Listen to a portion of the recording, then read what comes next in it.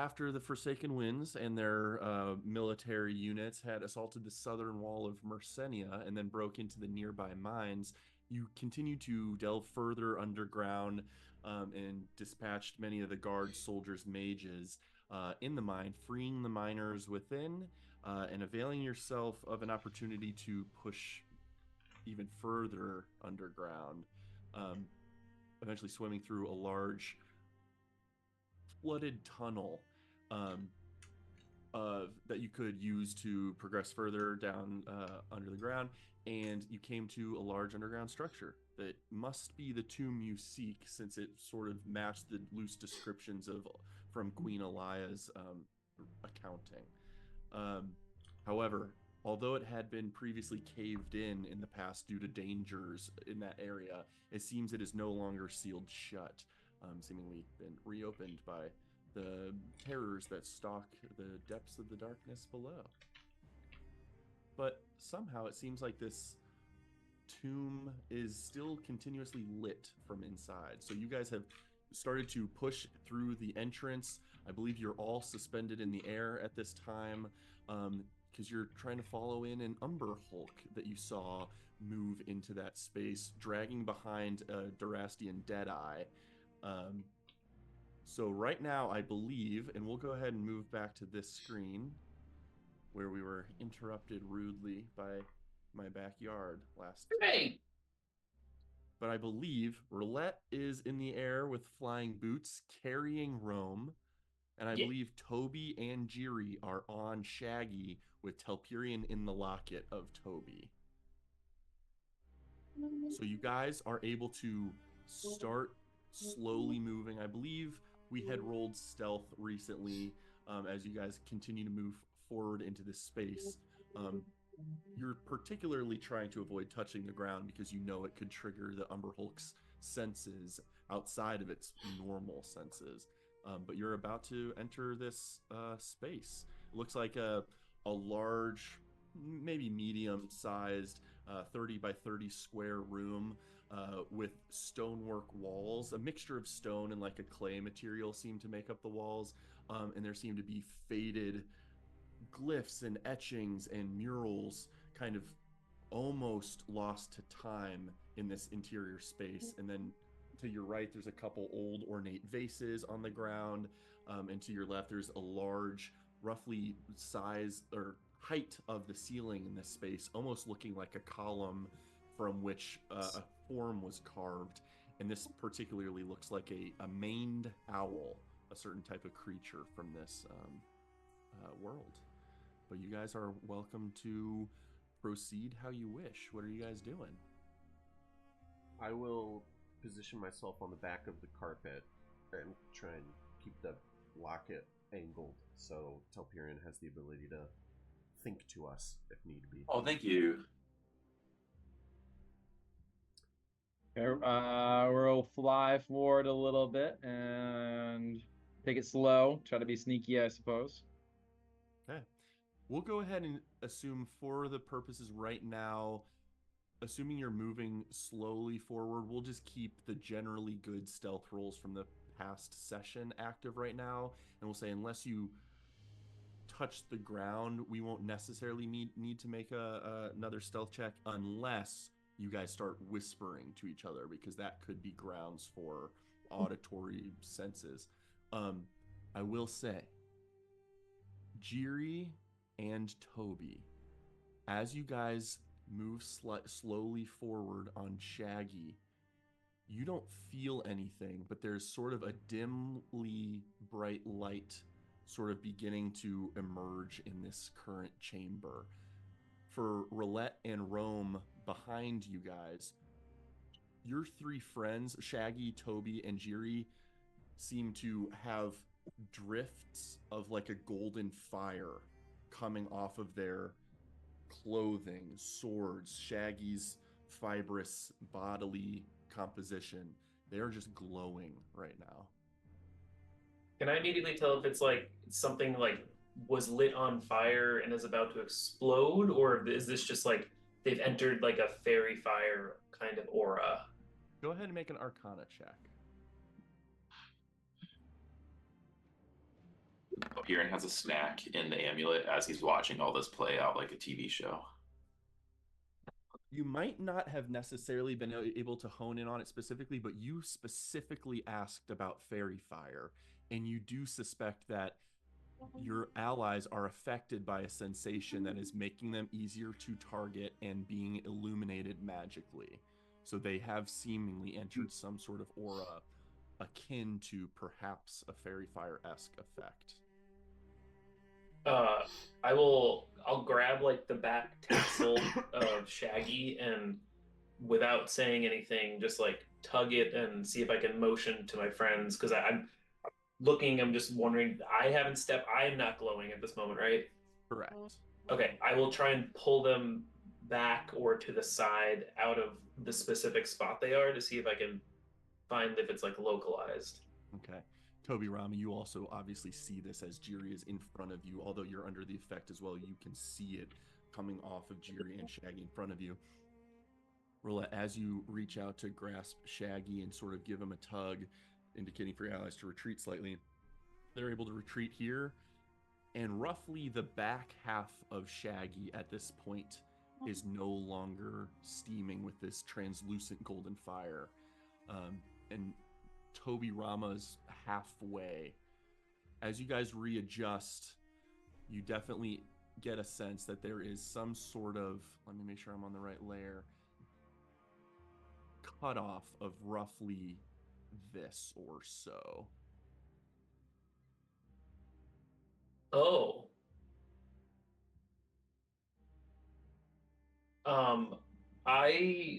I'm gonna take Rome with me. And I'm gonna step into it. So I'm assuming at some point I can see like us light up. Mm-hmm. And you're not like shedding an aura of light, of bright and then or dim and then bright light, etc. It's just your person is starting to glow, and you can see the trails of it. Doesn't harm you, it doesn't hurt, you don't feel a warm sensation. It's just trickles of golden flame are sort of curling off your person as you move into that space. Just seeing the direction of the statue, I'm going to take Rome with me up against this wall.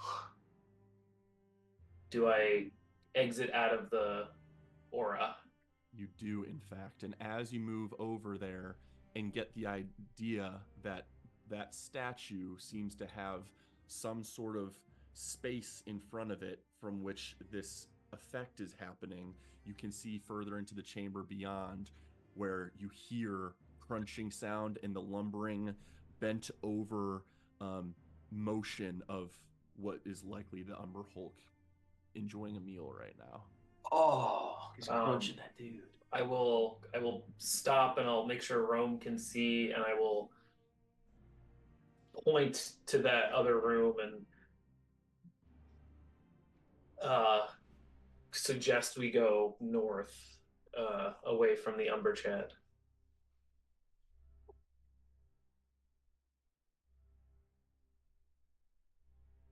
And I'll start traveling with Rome up to here. Okay. As you take a look toward the Umber Hulk as you're passing that distance, you can tell that it is engrossed enough in its meal where, as long as you're not passing its visual range right now, its cone of attention, you're probably not going to trigger it via your currently silent air-based travel. But you're able to move forward with Rome over in that direction for sure. And I'll wave everyone along as we scoot into the next room. Yeah. As you begin to move into that next room, you are able to take a glimpse throughout this more widened space. It looks like there's some sort of set into the stone ground with like a small lip of only like a couple inches high stone blocks around a long rectangular wide bathing pool or reflecting pool of some kind. It looks like turquoise in color or more of a teal, a hint of green to it.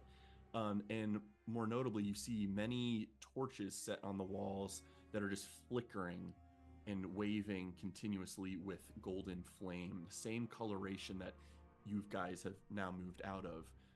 It looks like someone's indicating on the screen, there does appear to be another statue off to your left. This one, though, different in form than the maned owl. This one looks to be a jackal, a long-nosed, dog-like entity, akin to a coyote.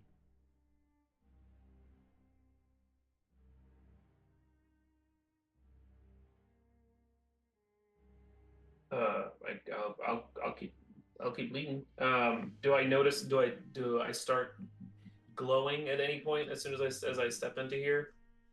You step into the space you're currently in, and nothing seems to happen.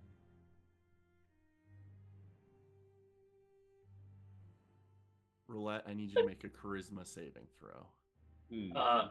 With Rome on my back, is she also made? If you are carrying Rome, I wasn't looking at the token, but yes, if Rome is in your space as well, I need Rome and Roulette to please make a charisma saving throw.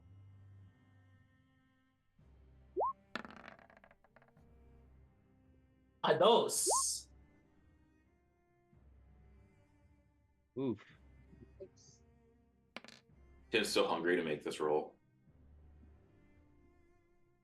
Rome and Roulette, you feel a strange sensation as you pass in front of this jackal statue's less conic and more line-esque, 10-foot wide, you can assume now, maybe more close to 15, an area of effect in front of this statue, and both of you feel your forms just like, you can feel like a tingling sensation, and then you see dust in the air around you. Both of you take 3 force damage. Oof. And Rome, your form seems sort of charred or withered along a portion of your arm. And if you look up toward Roulette, who's carrying you, part of her face seems slightly older than it was before. I mean, as soon as I feel that, I will start stepping back.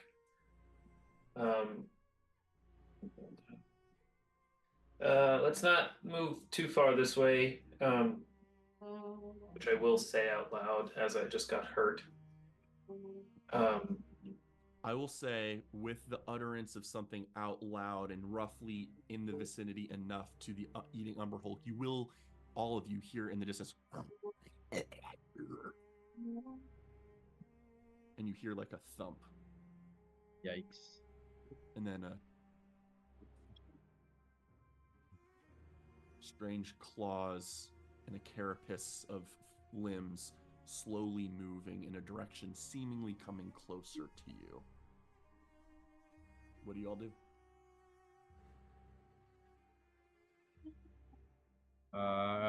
Move off to the side here, out of the way. I'll take Rome over into this corner. Try to like hide in this little alcove right here. Okay. You hear the approaching beast move in this direction. Ooh. I'm gonna try to like hand signal to Roulette, who's on the other side, to see and go like this. See if she can see if the Umber Hulk is also lit up when it enters into that area. I was about to ask that question too. Very cool. With the indication from Jiri that Roulette is going to try and see if you can get a glimpse, go ahead and make a perception check. But if you're willing to make this perception check, I do want the group to make a stealth check as well. And also, let's hop zooms maybe as we start rolling this stuff.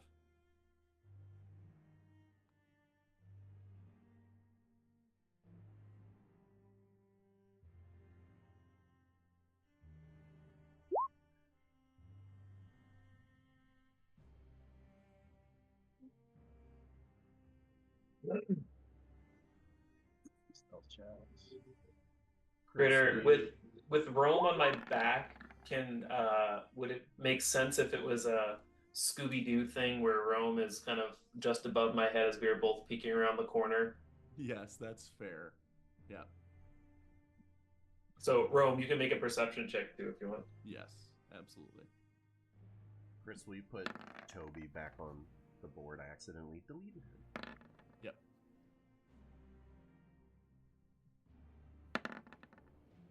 There you go.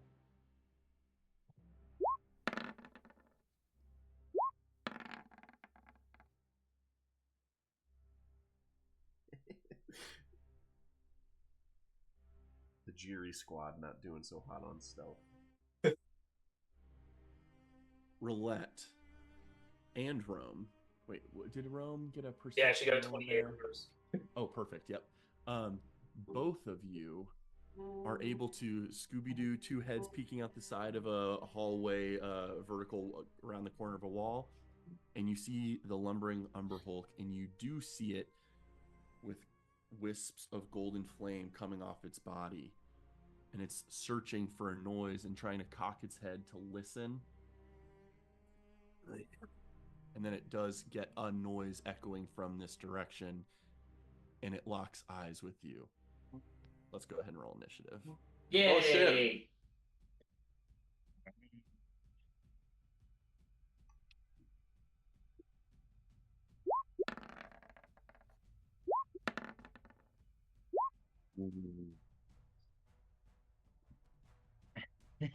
I have so many praying mantis gifts Oh up. my Yes! goodness. No. Oh my god. Screeching.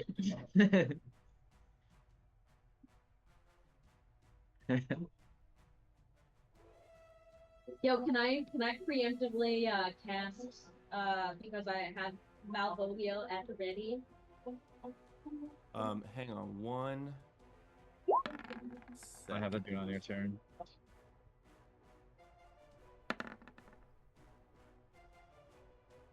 I'm gonna directly control Shaggy for this combat.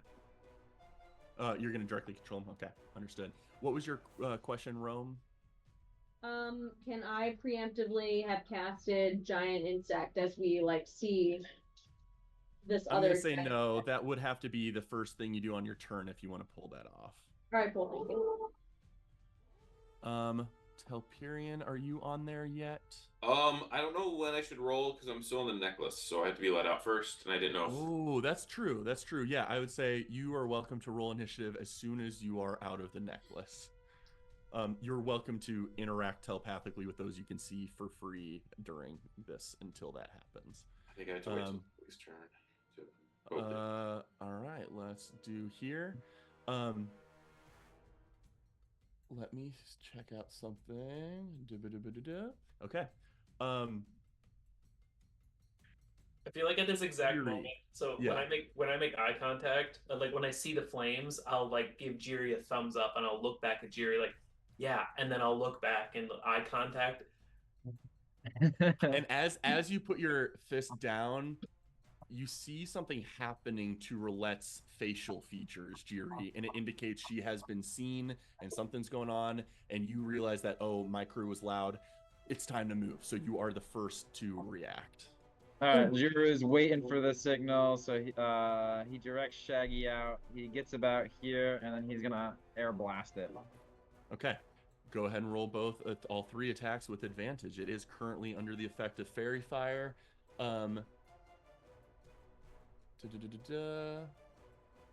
That's so funny that you just said Fairy Fire in your question roulette, and so you locked in on that. You specifically mentioning that lowered the DC. All right, guys. Anytime you make a check, just mention a million things. Jiri, as you're coming around the corner and about to release your blasts, at least the first one goes astray as you see this beast, and I'll go ahead and blow it up just for fun. There's like a flickering sensation going on with its eyes that are its eyes these beady little things up here, or are these larger things on its cheek that are like opening and closing rapidly, and it's starting to confuse you. You're not technically affected by the feature, but it is disorienting enough where your second attack as well will go wide. Your third does connect. Oh, I thought the 20 missed. The 20 does hit for 15 force damage. Just try to like get its attention, I suppose. Like wave at it. Oh, and I'm gonna blast it with water. Why not? Okay. 30-foot range on that, right? Yes. Cool. Then you should be well within range to do that. It will make a strength save. Pretty good with a 20. It is wet. Large lumbering creature is now wet. Although you see it just quickly dripping off its like waxy carapace. I don't know if Toby wants to hop off or not. I don't know if that's like part of my turn. If somebody can like hop off. I and would say it's super not well defined, but I would say if you're willing to sacrifice 30 feet of Shaggy's movement in this turn, then Toby could be placed on the ground. I'm gonna ask Toby that. Toby, do you want to get off or no? You gonna stay on? I'll stay on. Okay. Okay. And I'm gonna fly back a little bit. Okay, fair enough. Try to get it back into this hallway. All right, if that'll do it for you, the Umbra Hulk will go next, seeing creatures fly around, and it will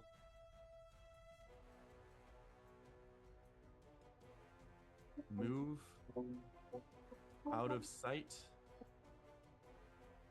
And Roulette, you will hear a grinding sound very near to you as it disappears for a moment.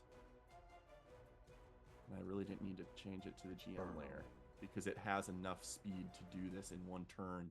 It does burrow through the wall, and all of a sudden, Roulette, you carrying Rome, two boulders, like a jettison of gravel, just sprays out around you and Rome, and these giant mandibles come to clasp you, technically an unseen attacker if it attacks from that type of maneuver. So it's going to make an attack at you at first. All I want to say when Chris said technically unseen attackers, but how do you know it's unseen? 20 to hit with that one. Oh, you grapple for sure. Oh, my AC is 21. Sorry. Oh, no. Okay. No, I'm gonna say I'm probably not holding my shield at this moment because I'm carrying Rome. Okay, I think that's a fair thing to state. Yeah. So it's my AC would be 19. Jesus. Yeah. Holy moly. I will get hit. Imagine if Rome didn't Okay. since I spell this round. So that'll be 12 slashing damage to you as its mandibles start to tear into you, and they try to clamp around you, but it's like awkward, you holding Rome and you being pretty well geared. So out of frustration, it's going to reach forward and try and grab onto your chest with one of its arms. And I need you to make an athletics or acrobatics check. Sure. Big rolls. Big baby rolls. As you get pierced and are somewhat discombobulated, it will grab your chest and yank you and begin to pull you backwards with it. Do you drop Rome or do you hang on to Rome? Oh, I will definitely let Rome go gently off of my back. Okay. As gently as possible. As it grasps you and moves backwards, it pauses. Just like twitching its head, getting a better sense of another creature on the board that even if it could see, it sees better with its tremor sense now that she is on the ground. It does have a third attack, and so although it's grappling you right now, Roulette, it will make one claw attack as it's holding you with its other hand. That's my favorite one so far. That's funny. A 22 to hit for another 6 slashing damage, Roulette. Okay. So you are in its hands. It has moved back half terrain, but it has pulled you one space into the burrowed tunnel it just created. Oh gosh, you're getting eaten, man. And that might be awkward for visibility stuff. Hopefully you guys can still technically see Roulette. Oh, it looks like L has gone dark for Roulette for now, but we'll get there. It's fine. All right, Rome, just released from Roulette and now standing on the ground with this beast visible through this tunnel that it's created. You're the next to react. All right. I am going to cast Giant Insect. on Malvolio. It kind of looks like this. Yeah. And while I'm like kind of hiding behind the wall here, Mhm. I'm gonna sick Malvolio Oh my god, it's sparkling. on the creature. Where did you get this thing? Get what? She was foraging for it at some point Yeah. during travel. Yeah. I specifically picked one up. Trying to give it a tint, but it's not going well, but that's okay. Oh, don't worry Um, about it. All right, so what size is a giant insect that you're conjuring? It's giant. The scorpion becomes a giant scorpion. Perfect. Is that a huge creature or a large creature? Oh, large beast. Large beast. Large, so 2x2. So It's you giant. summon this creature. It's Are you commanding it to sort of go around the stair route to go attack that Umberhulk? I'm sorry, I missed the first part of that. You said, I'm sticking him on the Umberhold. I want him to go and kill him. Perfect. I demand All him right. to It enlarges, engorge in its golden form, and it will begin to skitter around this direction. And you'll see one of its pincered claws sort of is starting to be lit with golden flame, but not the bulk of its body. But it's welcome to make its attacks on the Umberhulk. Excellent. All right. So it has a multi-attack. It makes 3 attacks: 2 with its claws and 1 with its sting. Wow, very nice. All right. ahead and roll. So Oh, this giant. because it's giant. Yeah, exactly. Why are you laughing at me? Tim's. It was hysterical. I just thought it was funny. All right. +4 to hit. I'm still laughing about it. Rome. Rome, this is my bad for not stating it sooner, but so I'll let you get the cast of this off, and so this is now an additional creature operating, but for Rome specifically, go ahead and make a charisma saving throw, Okay. because as you're looking at the Umberhulk past Roulette through this little tunnel, its eyes are still doing that weird, strange, confusing flickering phenomenon, and you are beginning to move falteringly, and your brain is not quite keeping up with your thoughts.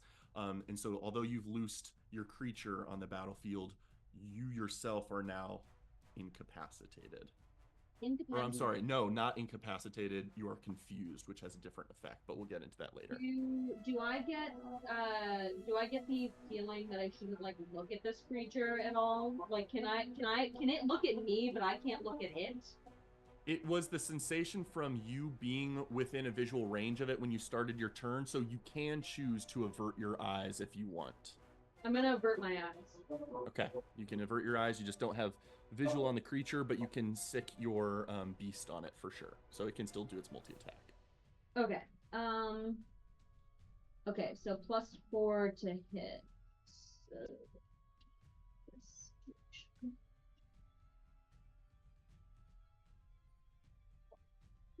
This is the claw. 16. 16 will not hit. Its claw scratches across the form of this thing, but its carapace is thick and it just sort of glances off, leaving only a scratch mark. Okay, it tries again. 19 will hit. So how much damage on that strike? 1d8 +2 bludgeoning. And then the target is grappled. Ooh. Okay, very cool. 1d8 +2. Get him, Malvolio. Yeah.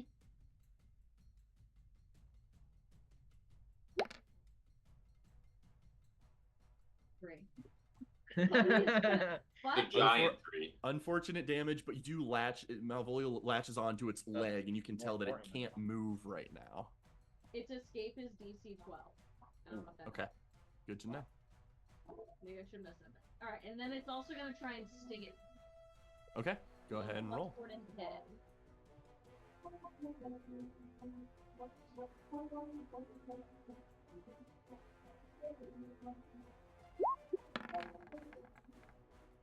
Twenty does hit.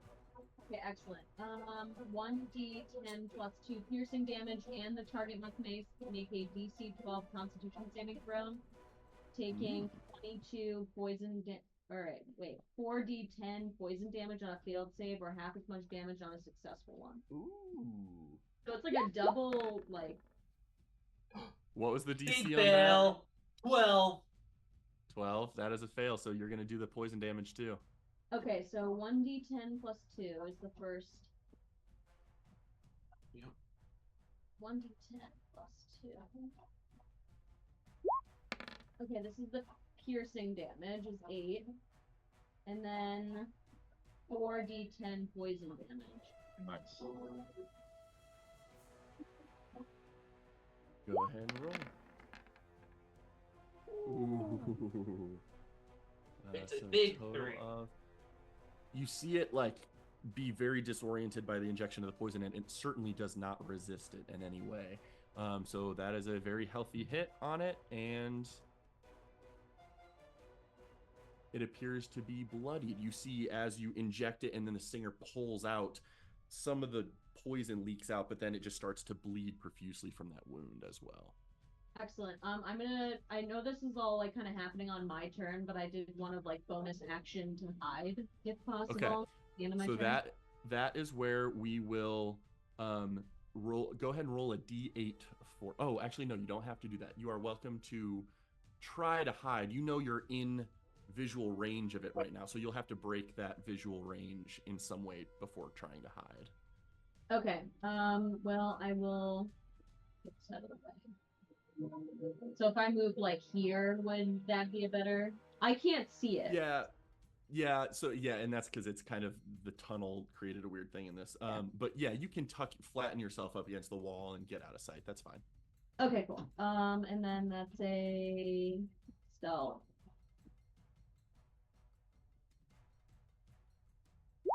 Yes. Okay. You begin to camouflage into the wall structure. Cool. That's Will all. that do it for Rome? Yes. Okay. Jiri, it is your Shadow Moby Spectre turn. He's just gonna fly over, and if he can get in there, he's gonna try to. Where is this thing? Life drain. You'll probably have to go through here. You could go over Roulette, or you could go through this route. I just don't have sight when I use him, so I gotta Oh, interesting. Jiri first. Gotcha. I can fix that for Loaf and Spectre, etc. I just haven't done that. He's flying, so can he go here about? Yeah, he can go over the space of the Scorpion. Yeah. Alright, and then he's gonna try to Dementor's Kiss this thing. Okay, go for it.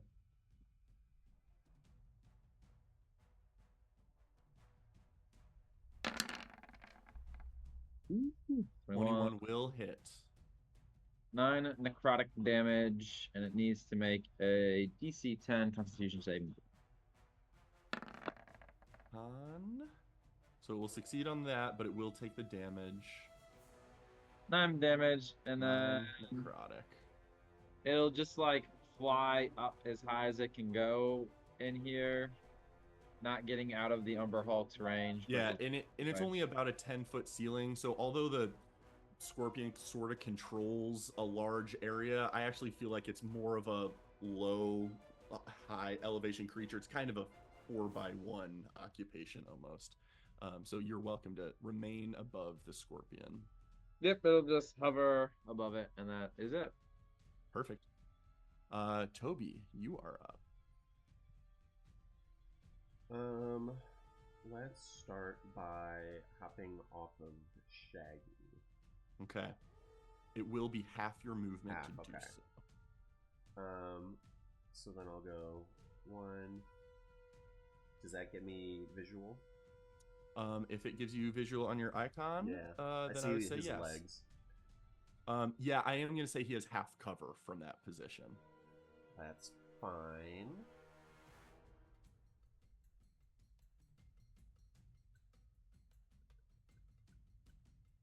So I will just do a Toll the Dead on it. Is it Yeah, what was your question, MJ? is it an action to let me out? It's a bonus. Oh fuck yeah. Okay, so Tobiram, a similar thing. You didn't start your turn in it, and its eyes are currently actually not really available to you because of the half cover. So I actually won't even subject you to the confusion point at this time. But it will make its Wisdom whiz save. save. That will fail. That's a fail. Or a mix of necrotic and radiant as I drop a dice. 22, 27 damage. That was a really good roll. Oh, Split Indeed. between necrotic and radiant. Like a spider, and I don't know if they do this in real life, if it's even audio, but like in video games, when a spider is like in pain, it like makes a screeching sound. like that. This creature does that, and its mandibles sort of like clatter and clack as it's like rattling inside its carapace and crusted head. You have just dealt a very grave wound to that, and it is reeling. I'll poke my head in front of the locket real quick to see if I get a message from Telperion. yeah, he wants to hit this thing. Alright, and so I'll use my bonus action to... Is this an occupiable space? Sure. I will drop him there with my bonus action. All right, Telperion, roll initiative. And then I will use 5, 15, 20, all the rest of my movement to go there. Would you look at that? It's the turn. Who's got higher dex, Roulette or Telperion? I have +1. I have +2. Okay, so you will go after Roulette, but you are going to move fairly immediately after kind of combobulating yourself. That's definitely the word. Anything else from you, Toby? Nope, that's everything I can do. All right, Roulette, you are currently grappled, being dragged backwards by this thing, though it is getting a harry of blows from the other end. What are you doing?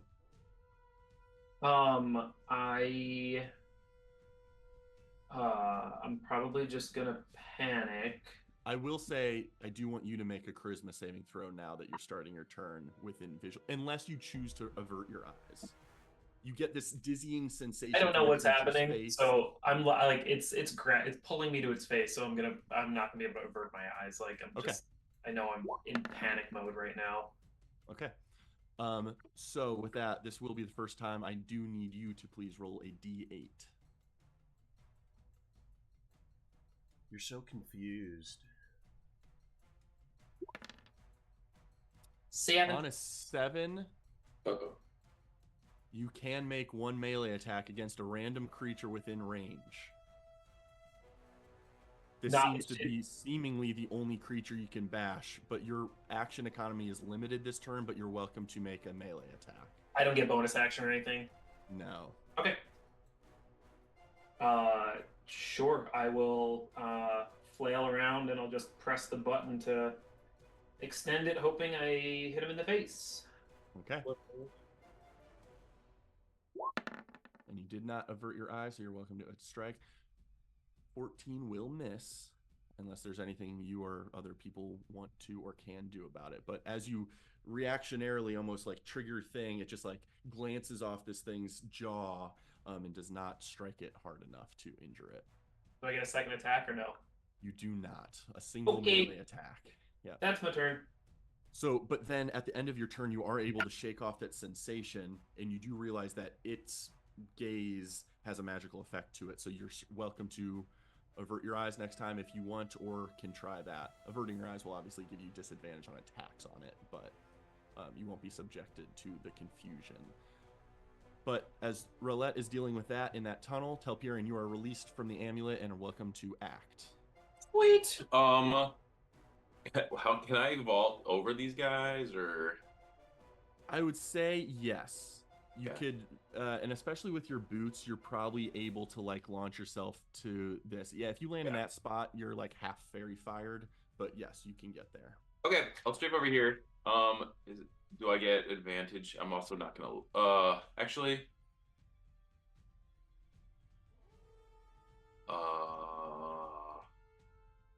I don't know that I would know not to look.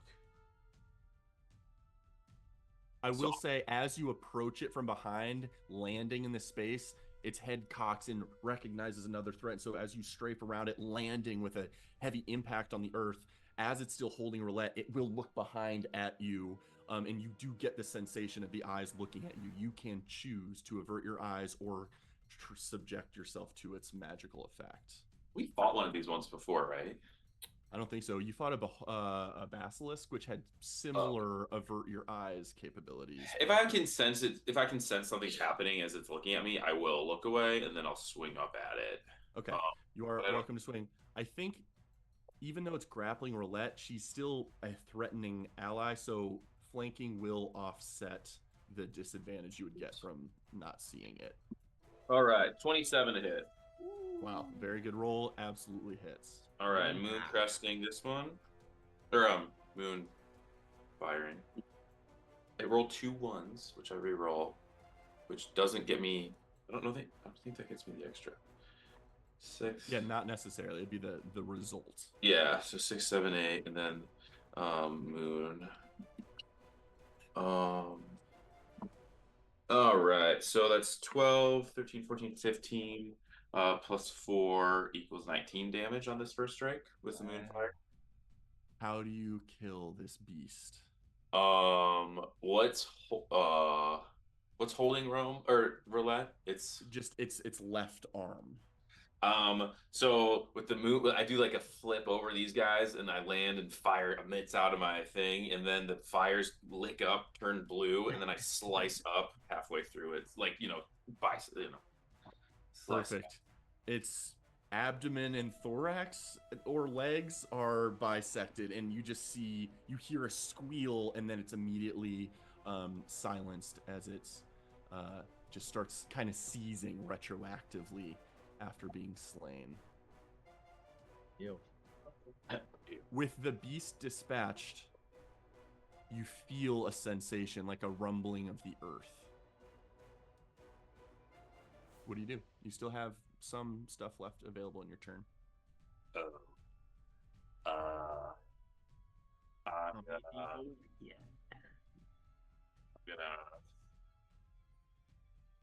I sense an earth tremor.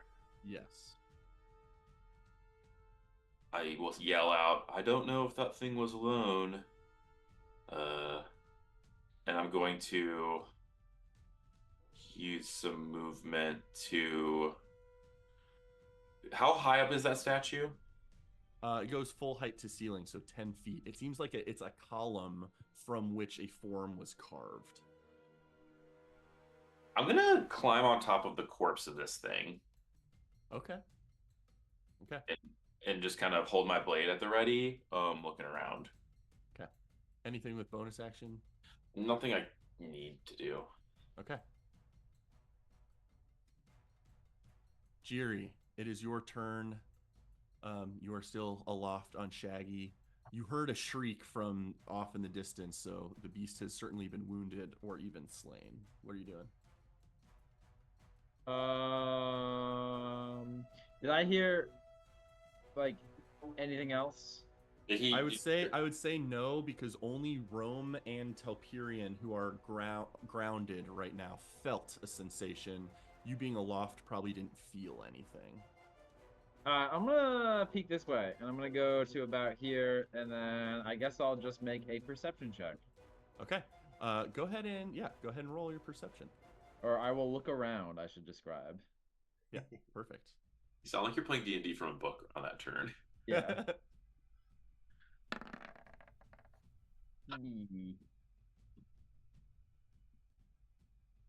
It takes you a minute, just because you're airborne and not connected to the earth, but you do hear like the grinding of stone from roughly somewhere in your vicinity.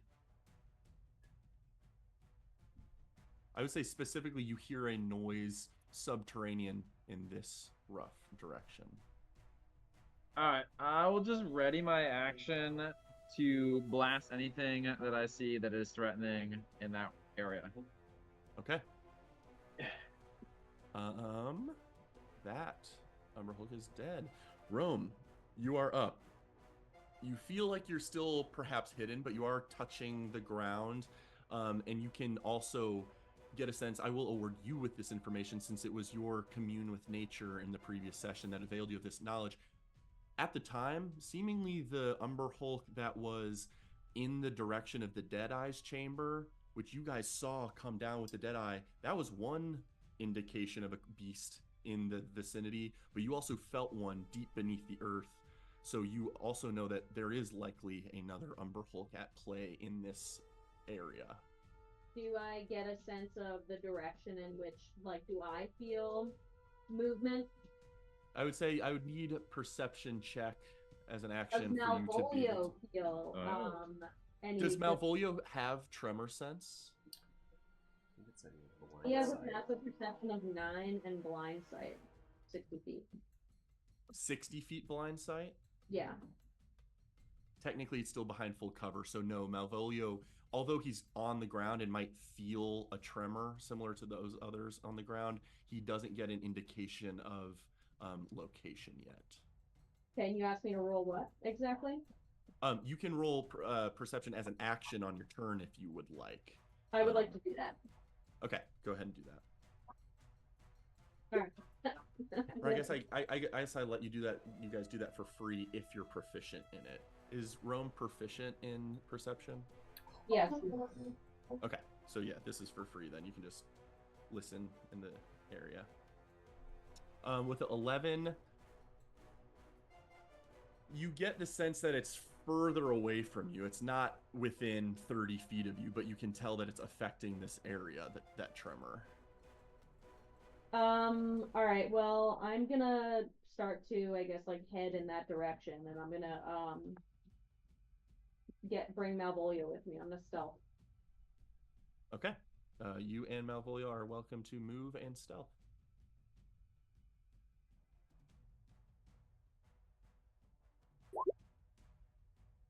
So I'm gonna start to move. So here's the dead one. Yep. With me, do I get any sense that like being near it when it's dead, does that have any effect on me or no? No, it I'm does not. not It seems feel- just to be a hulking carapace on the ground. All right, well, I'm gonna move this way. Okay, looks like you moved pretty far there. Do you have the movement to get all the way there? 1, 2, 3, 4, 5, 6. Yeah, I don't think you can quite get that far. And it's difficult terrain moving through your ally spaces in that way. I don't think you can get much further than right behind your beast. All right, I'll stay right here then. Okay, sorry about that. No, it's okay. But did you have Malvolio stealth as well? Yes, I'll roll up for him as well. Okay. That is. Yeah. Looks like All right, so +1. +1 for him.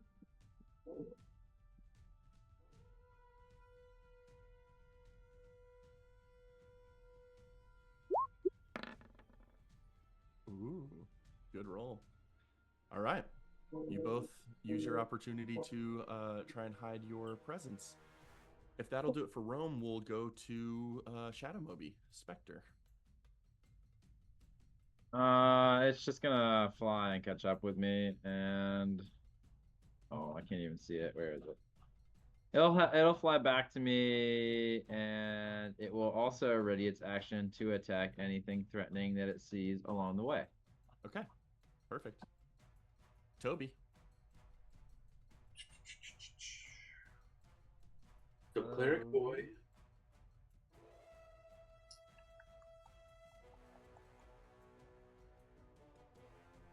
Sure, I will.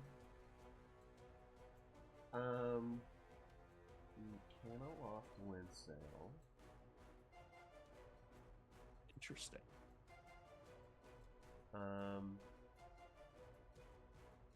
So I can only do the levitate if it's like out in its windsail form and not like folded up.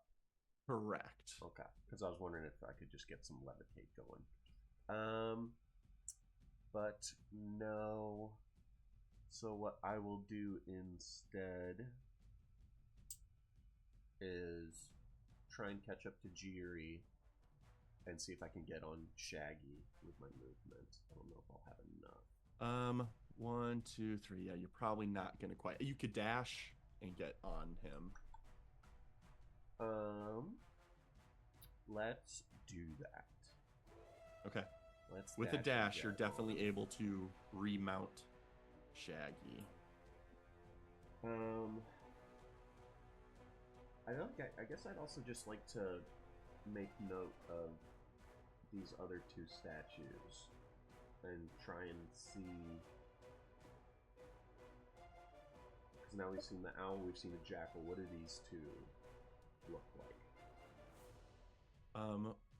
The one that you can see down there seems to be a different technically form, but it is still a jackal. It's just been given, different artistic license applied to its craft, but it is still definitively a jackal. And actually, you can make a history check real quick.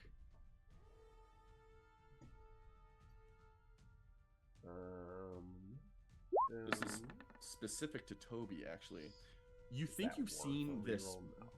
You think you've seen that species of creature? It seems has a familiarity to you, but you're not sure why.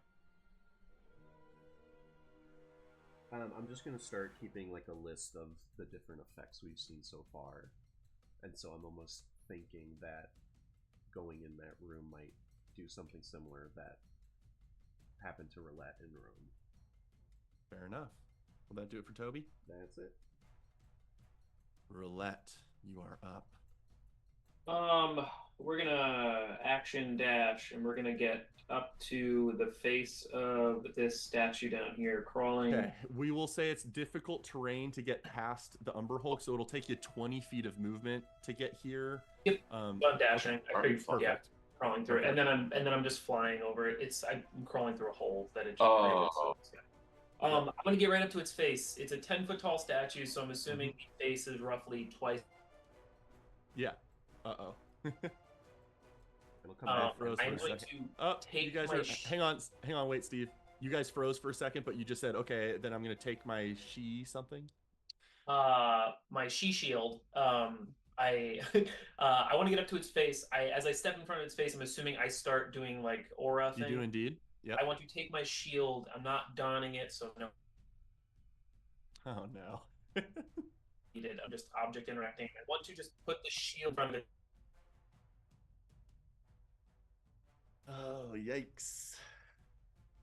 Sorry, guys. Did we freeze again? Yeah, you guys It's are freezing stuttering. intermittently. It's stuttering. I heard you were going to take your shield. You're not donning it or doffing it or something, but you guys were back and forth. It's looking like we're getting good feedback from you guys right now. Yeah, you're moving. Can you hear me? Okay. Yep. Okay. Take my shield as an object. I put it in front of the face. Does my body still glow? As you look down at your body, it is not currently glowing. Okay. I will shout to my little nerdy pal. Although the back of your shield is, as you you can see flickers of flame arriving out from the back of your shield. I will shout to my little nerdy friend Tobirama. You got to cover the eyes on these. And that will be my action.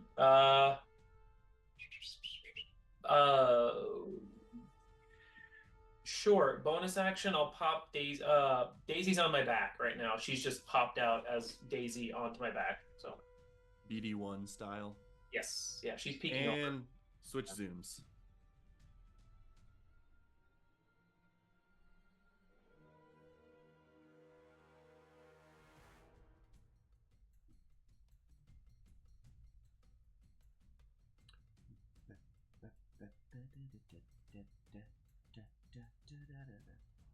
That's my turn. Perfect. Telperion, you are up. Nothing has emerged. Perfect. You can just, as you're connected to the ground, you can still feel the tremors of the ground, and they are getting slightly more violent. Okay. I'm going to use my action, summon my best little buddy, and I'm going to do some quick cuts, and there's a little glow spark from my fingers. And I'm going to have Loaf appear on the middle of the floor here. I'm going to say, Loaf, remember that game where you bounced up and down on the ground? You should do that right now. Making him a decoy. Loaf And, is summoned I'm gonna. and does not appear to be writhing in golden translucent flame. Oh no. If you guys good. if you I guys- wouldn't want anything bad to happen to him. And If you guys are stuttering again, it's hard to tell. You had just Our said Wi-Fi something is to big. low. Is there any way for you as the host to change the server Zoom is using or something like that? I think it just has to do with our Wi-Fi being shit today because it literally canceled out twice already. Okay, but Loaf has been summoned with a spell slot. Yes. Just an action. Oh, he shunted, pulled from his dimension. Yeah, because he was pushed away. Got it. So you shunt him into existence. Tell him to go ahead and bounce on the ground. Okay. Yeah. I just spend my bonus. I use my bonus action to roll from little bits of food on turn. Turned up. G's turn. Okay. It is not quite Jiri's turn because in the midst of this, hidden from the initiative tracker briefly, it is equidistant from Loaf on the ground as well as a giant scorpion on the ground. Michael Jacoby and Alex, go ahead and roll a d20. Whoever wins, your beast is targeted.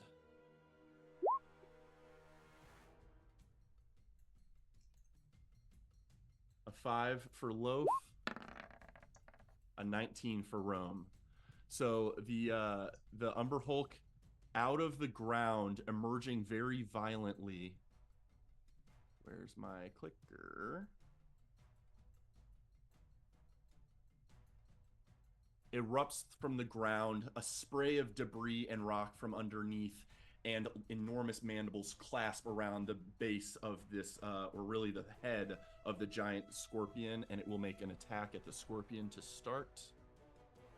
Now that you guys know it has 3 attacks, and it will make its first with advantage per unseen attacker from burrowing. A 20 to hit the scorpion, I bet will hit. So 15 damage to the scorpion. Barely. It's got a 19 AC. That's awesome. Does it really? That's wild. The Umber Hulk's got 18, so both of these are just like very thick shelled carapaces. And then it will come at the scorpion with both claw. Actually, it'll use one claw first. Okay, will hit with a 24 for another 6 slashing damage. Okay. And actually, can you grapple a creature? Yeah, you can grapple a creature equal to you. It's just going to be difficult for it to move. But he's going to try it. He's going to try and grasp onto one of the pincers of the scorpion and grab onto it, trying to pull it back underground with him. So I need an athletics or acrobatics check from the scorpion, contested by the Umber Hulk's athletics. There's a big bug fight up in here. Good roll on its part. I'm gonna want to go with right. Okay. Ooh, come on, Malvolio. Need a 19. Or 20. Dang. So the scorpion becomes grappled, and over the course of the next couple seconds, it is slowly dragged into the pit with the Umber Hulk. The Umber Hulk can't go very far. It's limited to half movement trying to drag such a big creature, but it does disappear from view as Malvolio's form is like starting to be pulled into the hole. So you can see where the Umber Hulk would be. It's just like just out of view, hit kind of full cover behind Malvolio. So now, Jiri, it is your turn. Can I snap myself to go after Jerry? Oh yes, top of initiative. You are welcome to do that. Thank you. Perfect. Jiri, then Thank Telperion. you. Okay. So I hear stuff going on in this direction, I guess? Yeah, While absolutely. the You heard the blast? eruption of the earth and slashing, clawing, screeching. So yes, absolutely. So I'll try to fly over there. Okay. And then I'm assuming I can get like above the hole. Yes, you can definitely get above the hole. You just don't have eyes on an easily targetable Umber Hulk since it's behind the cover of a giant scorpion being sucked into this hole. So there's nothing for me to target. Not easily. I think, Alright. you know what? Rather than full cover, I'll say it has 3/4 cover. So you could attempt to target it. It just has a healthy bonus to its AC, for example. I'm gonna try to lightning lure it. I will get 15 feet away from it and then try to pull it upwards, maybe dislodging Malvolio from it. Okay, very cool. He's so sick that works. Yeah, go ahead and does it make a dex save of some sort? Uh, target must succeed on a straight saving throw or be pulled 10 feet in a straight line toward you and take 1d8 lightning damage. Okay. Which is probably more than 1d8 nowadays with you guys' cantrips. Oh, I indeed, it is will- now 3d8. I will roll Work. strength save. Pull. That is a fail. So although it's this big lumbering creature, you find an opportunity to, you don't even need to target it. You can just sort of like use your magical ability to just siphon it toward you, and it is pulled upward, not out of the hole enough to like have a dropping sensation required for it, but I will say it emerges, and so does Malvolio from underneath it. Sick. Is Malvolio still grappled? Hang on 1 second to back. There we go. So you have effectively, yes, it is still holding on to Malvolio. But that just means Malvolio just can't use its movement speed right now. But And it takes 3d8 lightning damage. 15 lightning damage. it starts screeching, and now that it's visible, you get a little disoriented by its confusing gaze, but you didn't start the turn there. 15, healthy hit. And then I will blast it with water. Okay, go for it. Flask. Gotta make a strength Strength. save. 17, I think will do it. So Yeah. once again, it is wet, but it wicks off the moisture rather easily with the waxy form to it. But well done. It is visible and out of the hole. And I'll just stay hovering above it, if we can fit. Yeah, now that it's been pulled off, Maybe I'll hover Yeah. over here then. Get Get that's out of the fair. way while we like pull it up. Yeah, perfect. All right, if that'll do it for Jiri, then it'll be Telperion. Sweet. How high are you hovering, Jerry? We He's are. off the ground, but taking up most of the 10-foot diameter situation. So flanker. Oh yeah, Blinker now. absolutely. Okay. So I'm gonna regular attack. 1 die. I do need you to make a charisma saving throw or choose to avert your eyes. Are you holding up a shield still? I am. So This there's is about the very Umberholt's effect. No. But I'm avoiding my eyes. I'm sorry I said that. And then I'll be neutral because of Jerry. Okay, perfect. Yes, absolutely. 23 to hit? Absolutely hits. Go ahead and roll damage. Sweet. All right.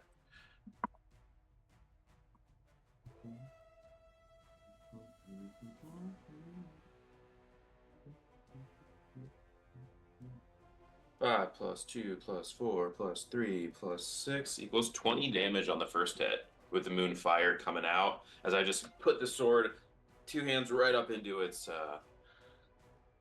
junk. Perfect. It's Roll- chitinous armor. Roll one more time for a regular attack.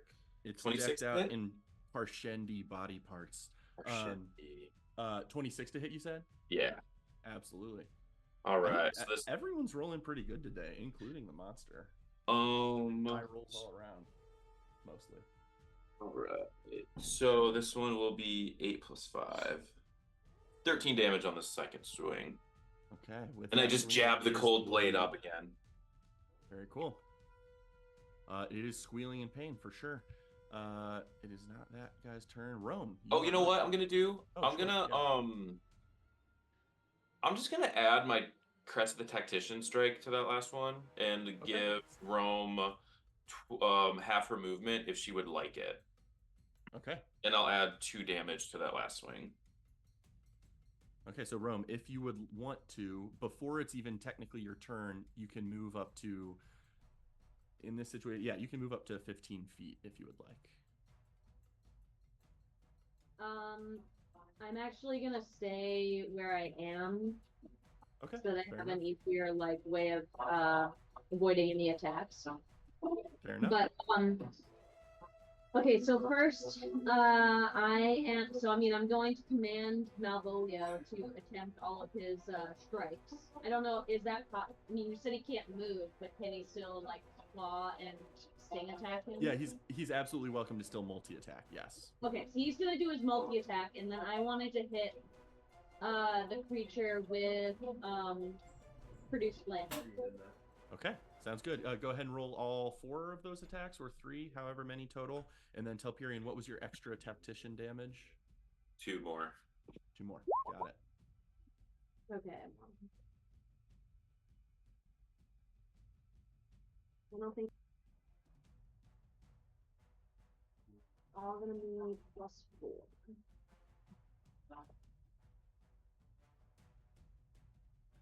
One, 2, 3. Ooh. Yeah. Yay. Okay, well, the last one was so I did it in order again. Claw, sting. Claw, sting. Okay.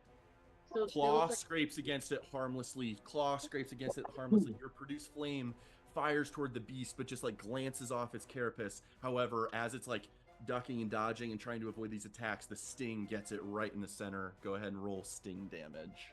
Okay, and then you have to do your DC 12 Constitution saving. Perfect. Okay, so it will shrug off at least some of the poison, but Okay, so 6 piercing damage, and then okay. all right, and then half as much on the 4d10.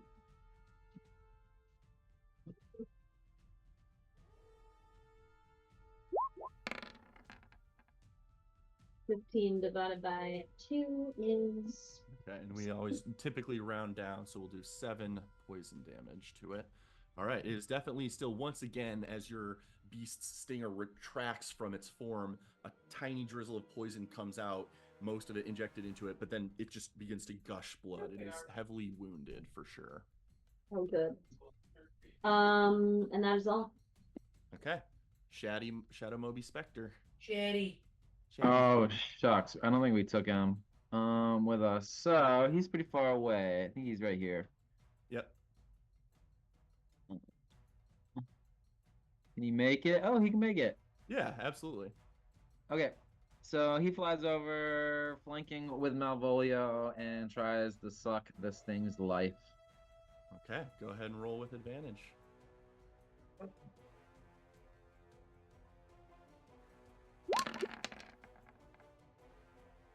27 absolutely hits. Good roll. 10 necrotic 10. damage. DC con 10 save. Constitution saving throw. Dang. Okay, so he will resist the max temp hit point diminishment, but he definitely takes the damage, and you can just see the carapace is taking on like sort of a dull, dead coloration, almost like it's becoming brittle. That's it. All right. Toby, you are up. If you are there. Michael! Sorry about that. No worries. You are up next. That's kind of what I figured. I will shout to Rome.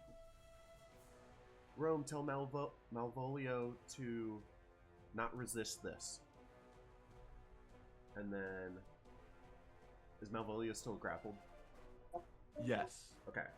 So I will attempt to suck Malvolio into the pendant, Oh, into the Raven Slumber.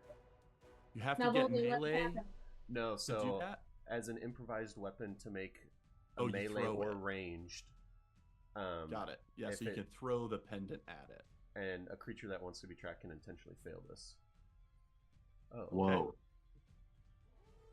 So yes, I'm if throwing Rome, it? Is that what it... yeah, Oh. yeah, if it's or range, yeah, you're throwing the pendant. It's a Pokeball. Oh, I didn't realize that. But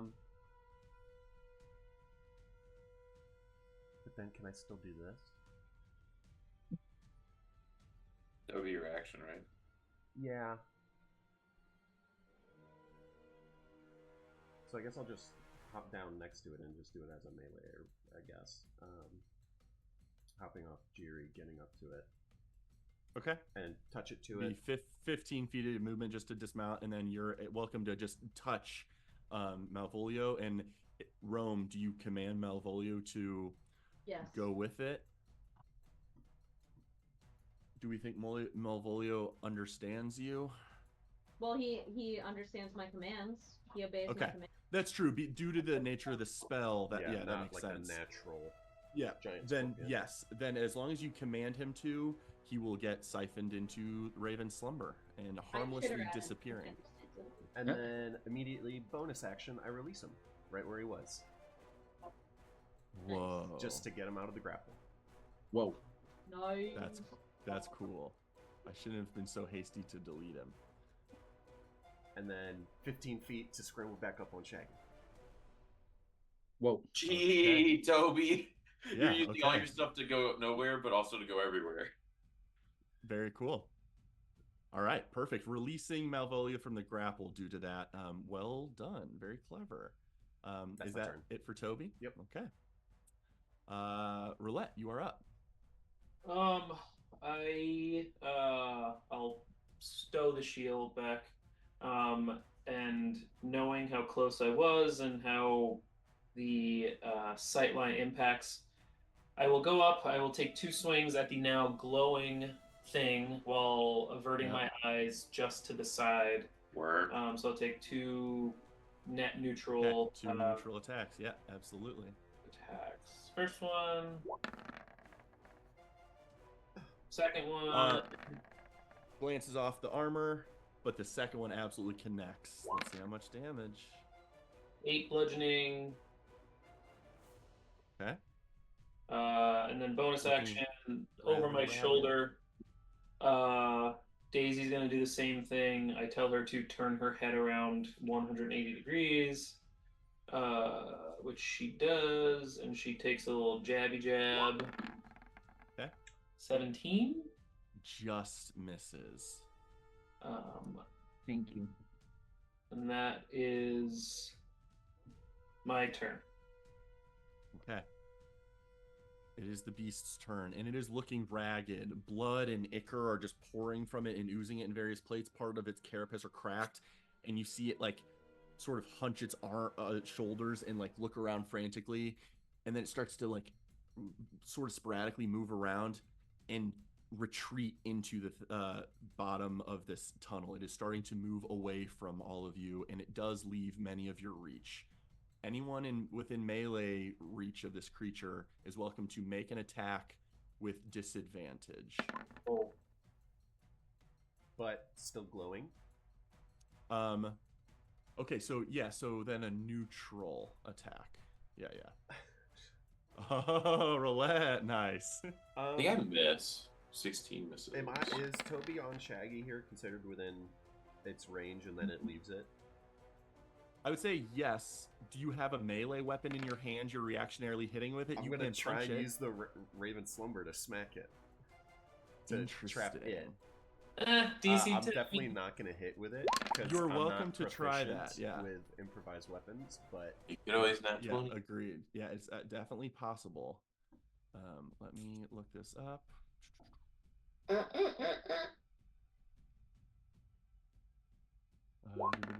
and only if if I hit, then large, it makes large a or save. smaller. Yeah, I was looking at the size, yeah, but yeah. you had already done Malvolio successfully, so it'll be a whiz save. After I hit it, I have to hit it Yes, before. yes, it you do even have to does hit that.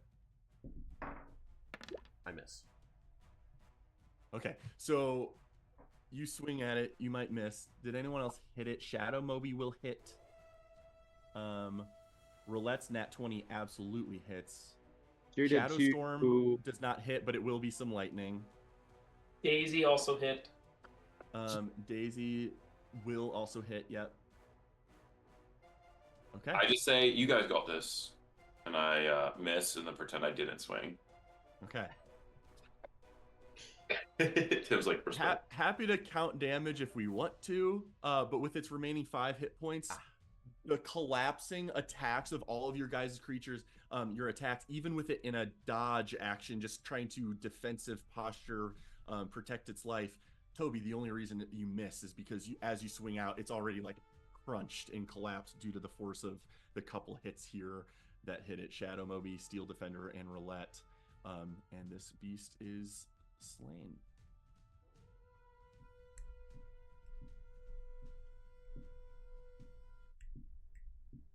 Nice, everyone.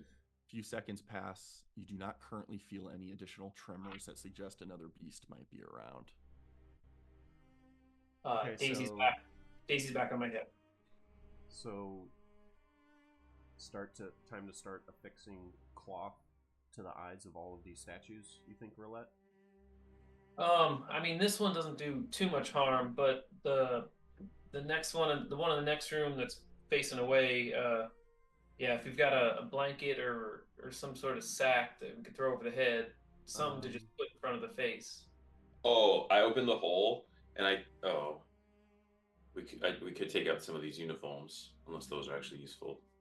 No, the cloth is not useful. We got 7 people in there or something. Well, the cloth looks like Jurastians.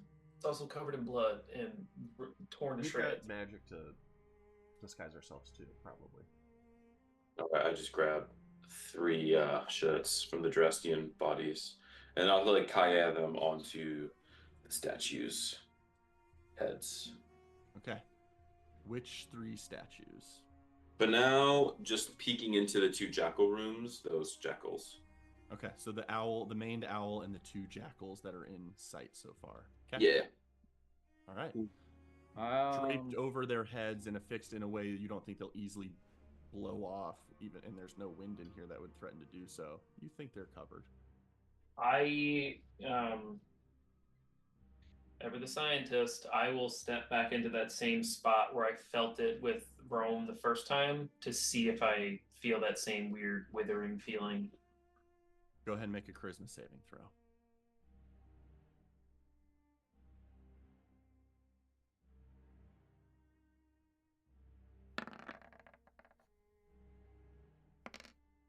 Once more, you will take 2 force damage as you just see dust come off sort of the base of your neck and the bottom of your chin. And anyone near enough to Roulette. Roulette is looking like she's gained a couple years since being in here for a dozen minutes or so. I will quickly back up. Okay, so that doesn't totally work. Can you heal those years off her face? I would imagine so. I don't think I am prepared for that today. Can I, back in the other room, Telperion, can you put a shirt over the owl's head real quick? I do. Does anything in the room change as far as glowy objects? I would say, due to basic investigation available, since you guys put a cloth over the maned owl's head, as you guys are walking around that space, no fairy fire seems to be on any of your forms. So that one's based on eyesight. Oh, Toby Rama, did you mention something about another statue in this room? Yeah, it's the same sort of jackal. Oh, is it? Any chance it's directly opposite the one that we've already covered at the other end of the room, looking in the exact same direction? Say that again? I know. I'm going to send Loaf in front of this one, which we did shirt, Mm-hmm. and to see if anything happens to him. Loaf sort of flutters with his baby wings, not fit for carrying the potato he is, and he just kind of flitters over there and goes in front of it. I Looks think at it you. works. He looks Oh. back at you. I keep trying to kill this little guy, and he's not dying. I will look long ways across the pool and notice the other statue that's also pointing the exact same direction. New shirt, Telperion. Telperion, if you could cover the one at the other end of the room, that would be helpful as well. We're gonna loot this body and get his cloak and use his cloak. You are welcome to. Yeah, absolutely. Looting the Durastian Wraithwatch Deadeye, who has been heavily mangled. The studded armor is in disarray and torn through, not functional. You can get scraps certainly sufficient for covering stuff. His armor has been ruined. He does have a dozen longbow arrows. Arrows, lovely. I will snag those up. Yeah. Yeah, longbow or short arrows, yeah. All right. And then I go this way up. Okay. And I will levitate them over. Okay. Levitating Kair, using Kair off in the distance to cover that jackal's head. You feel like you've sufficiently got it affixed to the head, covering the eyes. And I will say third time's a charm, and I will take a step forward one more time. We can use it, Loaf. You still your breath out of anticipation, and you don't feel any sort of sensation. So they're all based on this. Name of the game is Line of Sight, gentlemen and ladies. Yeah, let's get lots of cloth ready. And go slow into each room. Wait, hold on. Before we leave the bodies of the creatures, Oh, I'm on the same wavelength as you. So I guess Rome and Jerry. command Malvolio to loot the bodies. Well, I was gonna take one of the heads. Whichever one has like a nicer intact head, I would like to chop the head off and put it in our portable hole and say it'd be a great like mount inside our house. Yeah, Okay. definitely say the the one first that one was- we killed. Yeah, the one that was bisected in half is a very well maintained head. The last one has its head utterly crushed in and caved. I take that one and Okay. put it in the bat. Who's got the portable hole? I do. I bring it over to Telpiron and I say it's a trophy. We'll hang it up. Well, it's a pretty macabre sight in there, so what could it hurt? And toss it in. Okay, Malvolio, do whatever you need to do.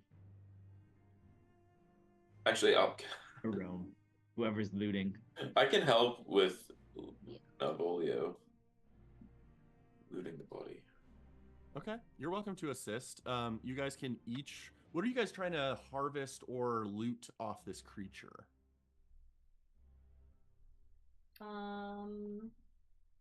Good question. Anything good? Go ahead and make an investigation check.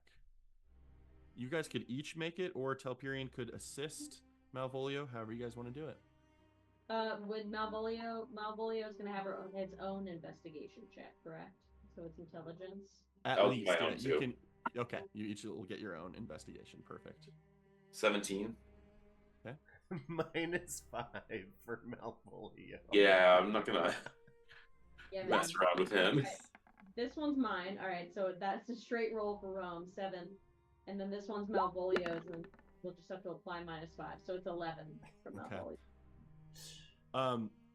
Rome, I think, has too maybe high of a trust in Malvolio's ability to decipher juicy bits of information about this creature. So you're kind of like gesturing to Malvolio to do its job, and Malvolio's just like, he grasps one of the Umber Hulk's sort of like gauntleted claws and just like accidentally cracks it as he's like trying to lift it up.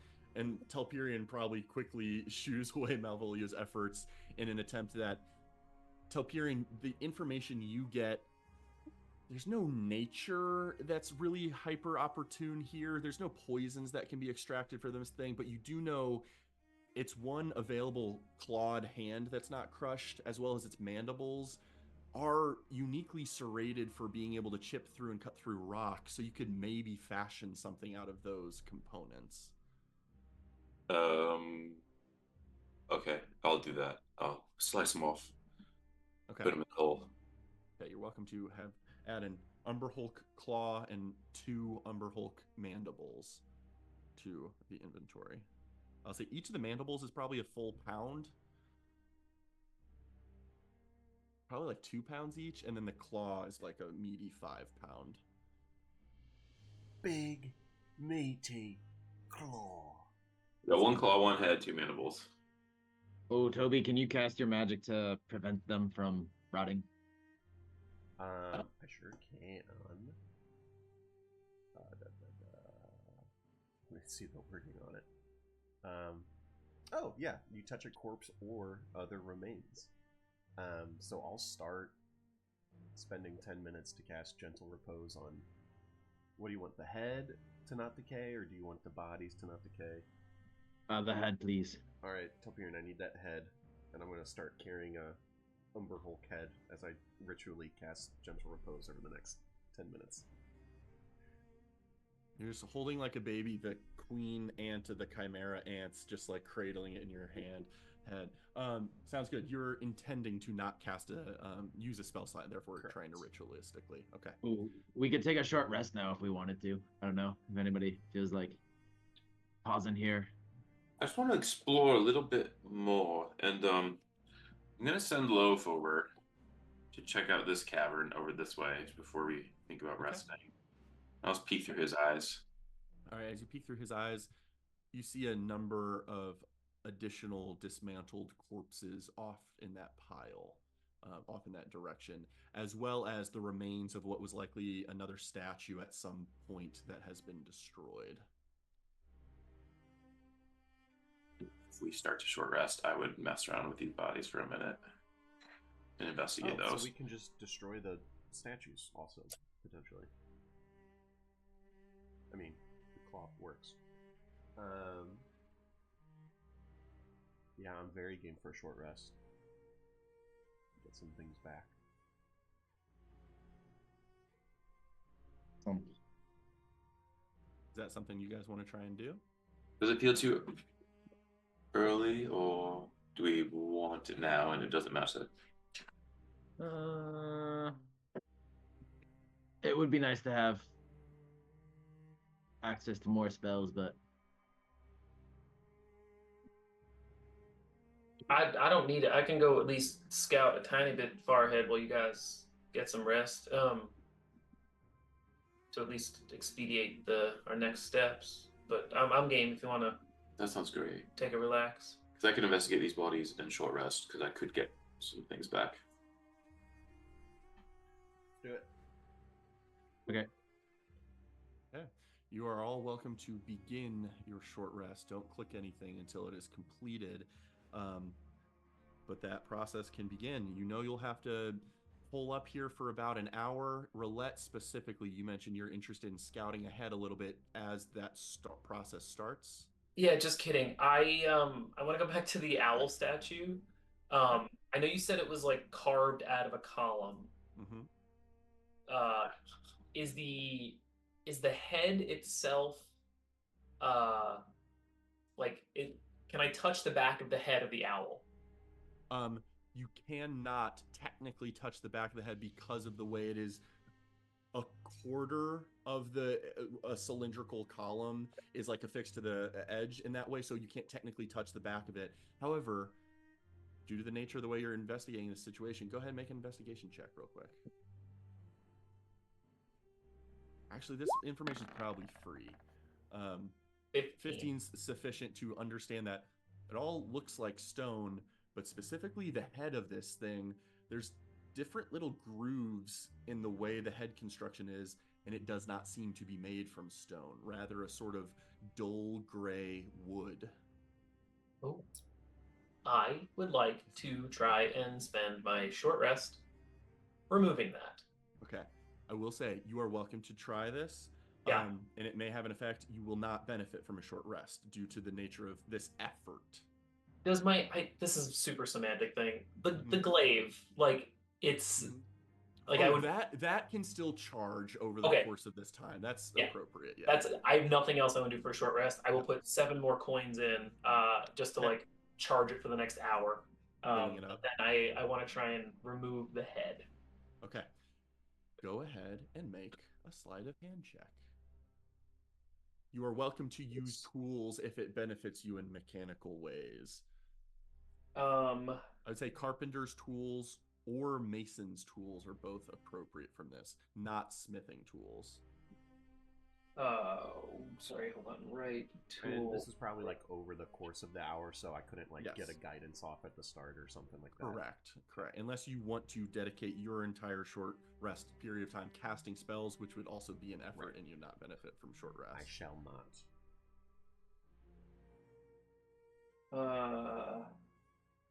No, I don't have Mason's tools. I do have Carpenter's tools.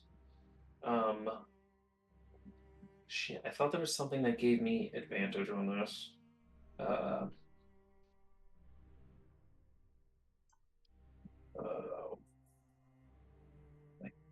Enhance ability, I think, has an hour duration that could give you advantage. Sorry. If anyone else is doing other short rest things, feel free to jump in. Yeah, as you dig in, Telperion, you're looting these bodies, kind of investigating them. Absolutely. Okay, go ahead and make your choice of nature or investigation depending on what you're trying to look for here. If this ever starts to get like, okay, it's annoying, let me know. But like, I got Loaf in here. Can he sniff around the bodies with me and like be poking around as we check them? And I'd investigate. I don't think he's going to be sufficient to aid you in that effort. Okay. I rolled a fucking 2. 9. 9 investigation. You roll the bodies like the Deadeye in the previous room. They're torn asunder. Nothing of particular value on their person. Ruined short swords, broken hand crossbow, rags and leather vests and stuff all tore apart, and some of them two of the bodies are rather old, maybe a couple days old, and starting to really create a smell. 2 of them are more fresh. I'm just trying to what kind of race are they? Sure. They are all, you can tell that they're all, 2 of them, one of them seems like maybe loosely clad in light adventuring gear of some kind. The other 3 are very distinctly miners.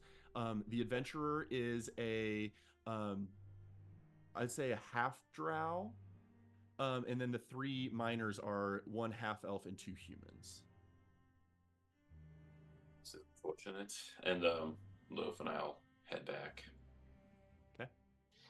And I'll just share. There's someone that's not a miner back there dead from the Emberhawk, but I don't know where that could have come from. And then I shall rest. Okay. Jesus.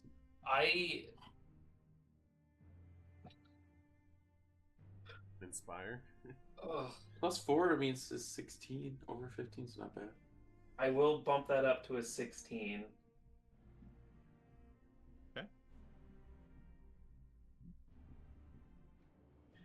How many? Oh, I was gonna say, how many levels in Rogue do you need for reliable talent? Because wait, don't you have your eat amulet? that up? That's for attacks. Oh, we have 1 minute. Okay, perfect. You let top zooms.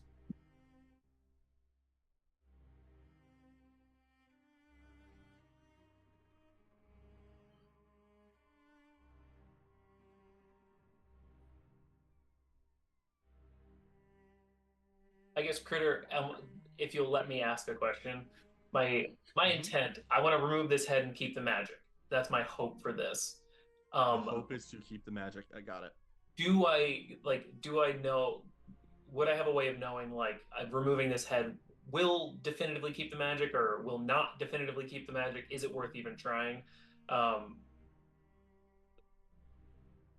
Mostly, I'm wondering, like, do I want to use a flash of genius on this? And I'm wondering if I could make a check to know if I should even try.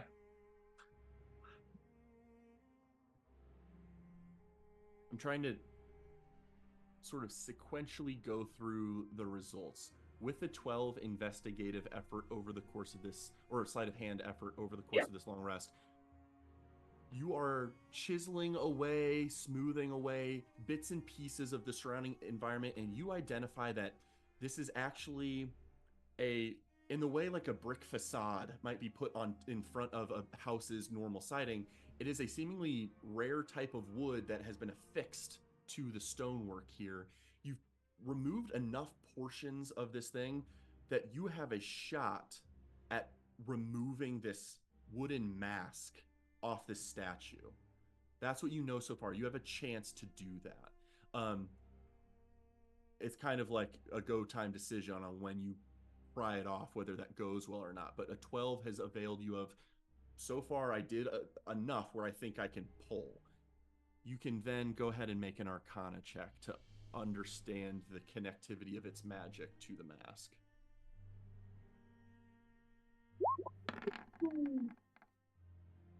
Dirty twins.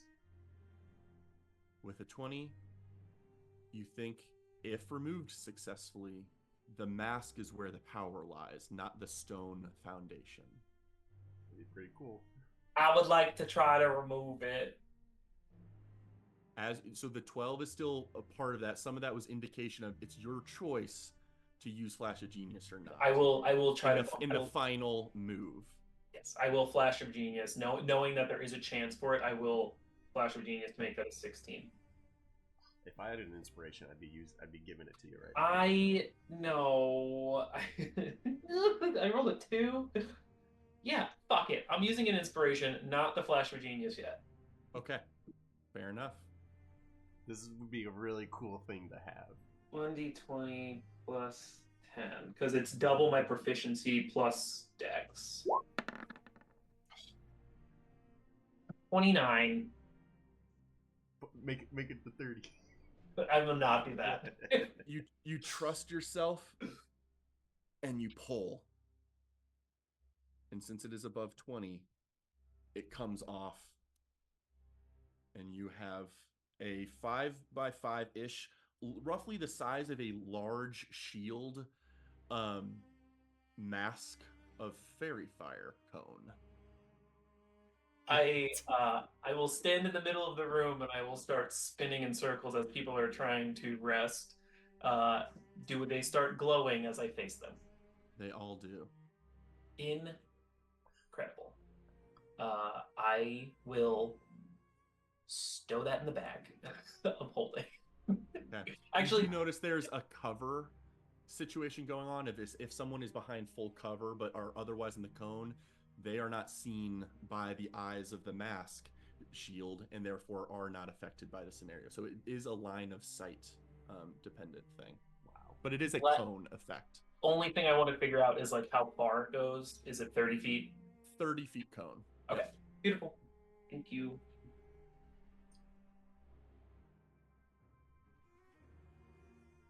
All right. That takes place at the end of this rest.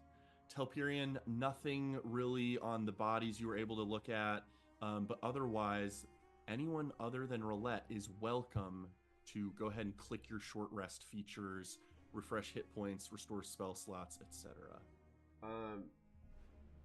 Mine is going to take a few minutes longer as I wanted to finish my ritual cast before short resting. That's totally so fine. Let me know if we Gentle get repose. To 10 more minutes. You can. Okay. Gentle repose is enacted on the head of the Umber Hulk, pausing its decay, and otherwise you are able to complete your short rest as well. Awesome. Channel Divinity's back, but I cannot get spell slots back again. That's a fun interaction, how it uses a Channel Divinity, but it's a long rest feature. It is nice to have all my spells back, though. So Were you fully spent? Other than your 6th level, I think, because Arcanums are long rest, I think. Yeah, but I still have the... Yeah, the soul jar is still active for sure. Yeah. Which, is there anything else we can do that with on the Reaver's body? So we asked questions, we saw through it.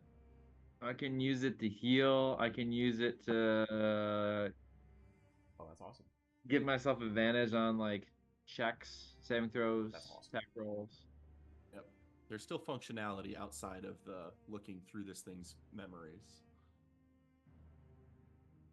So that is still available to you. Do you remember how many charges you have left on that? Have you used 3 or We did 2? 2 questions, and you 2 saw through it. questions. Look through it, so I have 3 left. Got it. Thank you. All right. Well, these Umber Hulk carcasses are spread throughout. You're welcome to continue moving through this space. Wait, I have one quick question. Yeah. In the short rest, I wanted to change my terrain, but I wasn't quite sure what terrain you would allow to be allow. Ooh, Underdark. Yeah, I gonna- would say pitch me. Pitch me. What do you think is in play?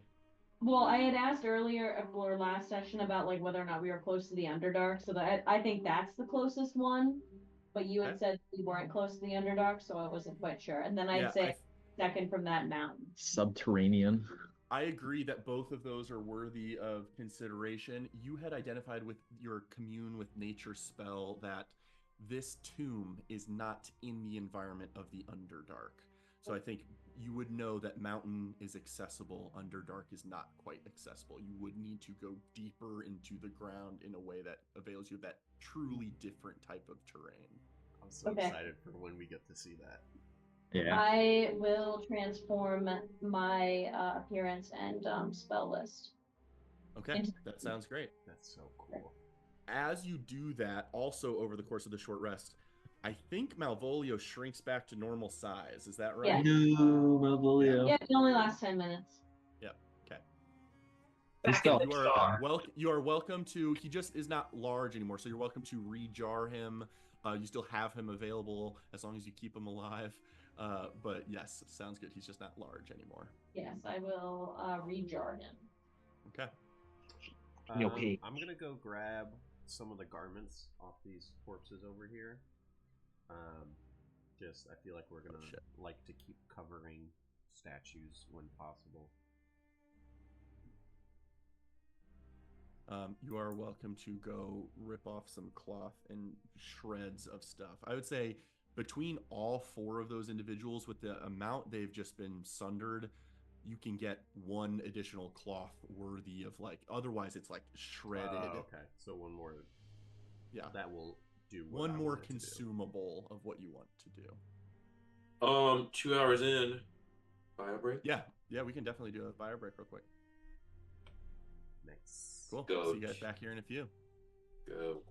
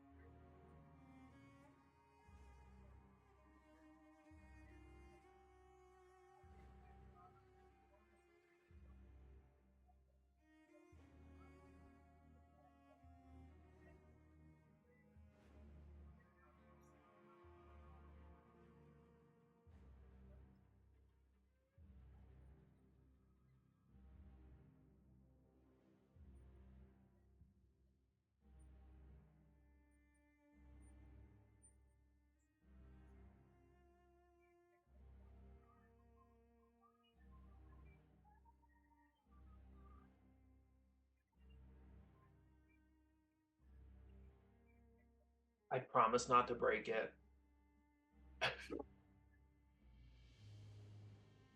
I can't weigh in on anything. It's very cool that you did that. I just want to wear it. How big? Because it's twice the size of. I would say maybe not twice the size of a normal shield, but substantially larger than a normal shield. So like almost in the way, if you think real quickly, sometimes I feel weird about using Critical Role and or Baldur's Gate as references, but Whatever, yeah. in Baldur's Gate, when you get the Woodwode shield from those Woodwodes in the swamp, it's a fucking massive shield. I envision this is like probably that size or slightly larger, and it's just awkward because it's a little wider than it is tall. And it's curved too, so like you probably couldn't easily make a functional shield out of this, but it's roughly that size, like a somewhat cumbersome large thing. It's like probably the two hands for sure, wieldable with two hands as a beacon of fairy fire. Like it's probably the size of Daisy, as like Daisy's height, because Daisy is like 3.5 when she's expanded. Yeah. She's like 3.5, 4 feet. Yeah. That seems reasonable. Yeah. So it's just Daisy walking around like this, and it's covering her face. Holy shit! Incredible. Turn left. The answer to this question.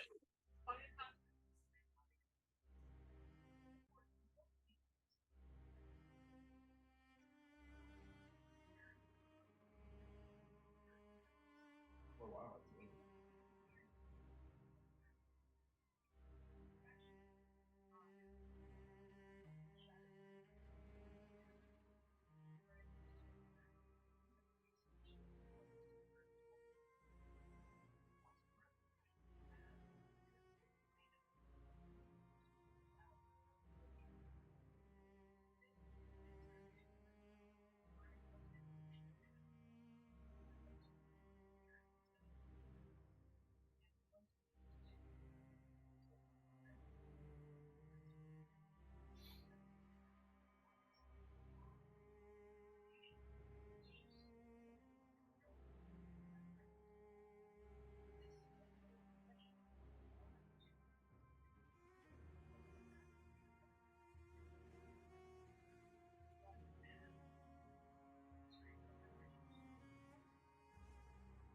Water in my bottle.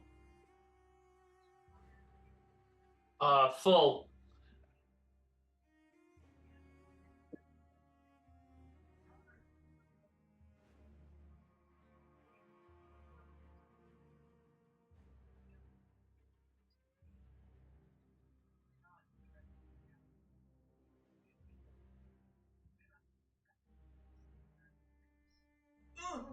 That fucking so pathetic.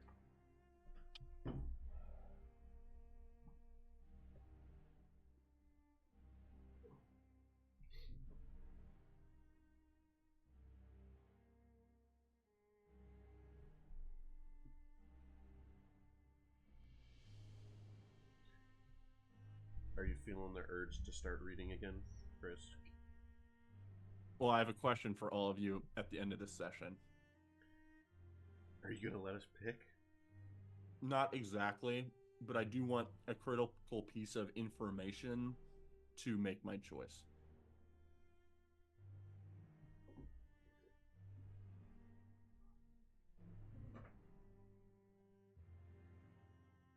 And then I will enact that choice tonight. I will be starting to read something tonight. Very cool.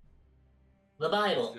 It's just a choice of whether it's Words of Radiance or Mistborn Era 2, but I'm going to ask you guys a question at the end of the session to guide my choice. That is cool that you got the book.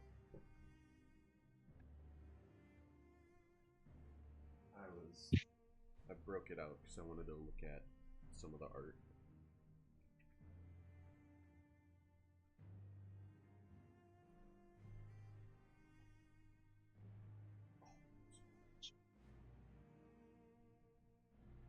Roshar.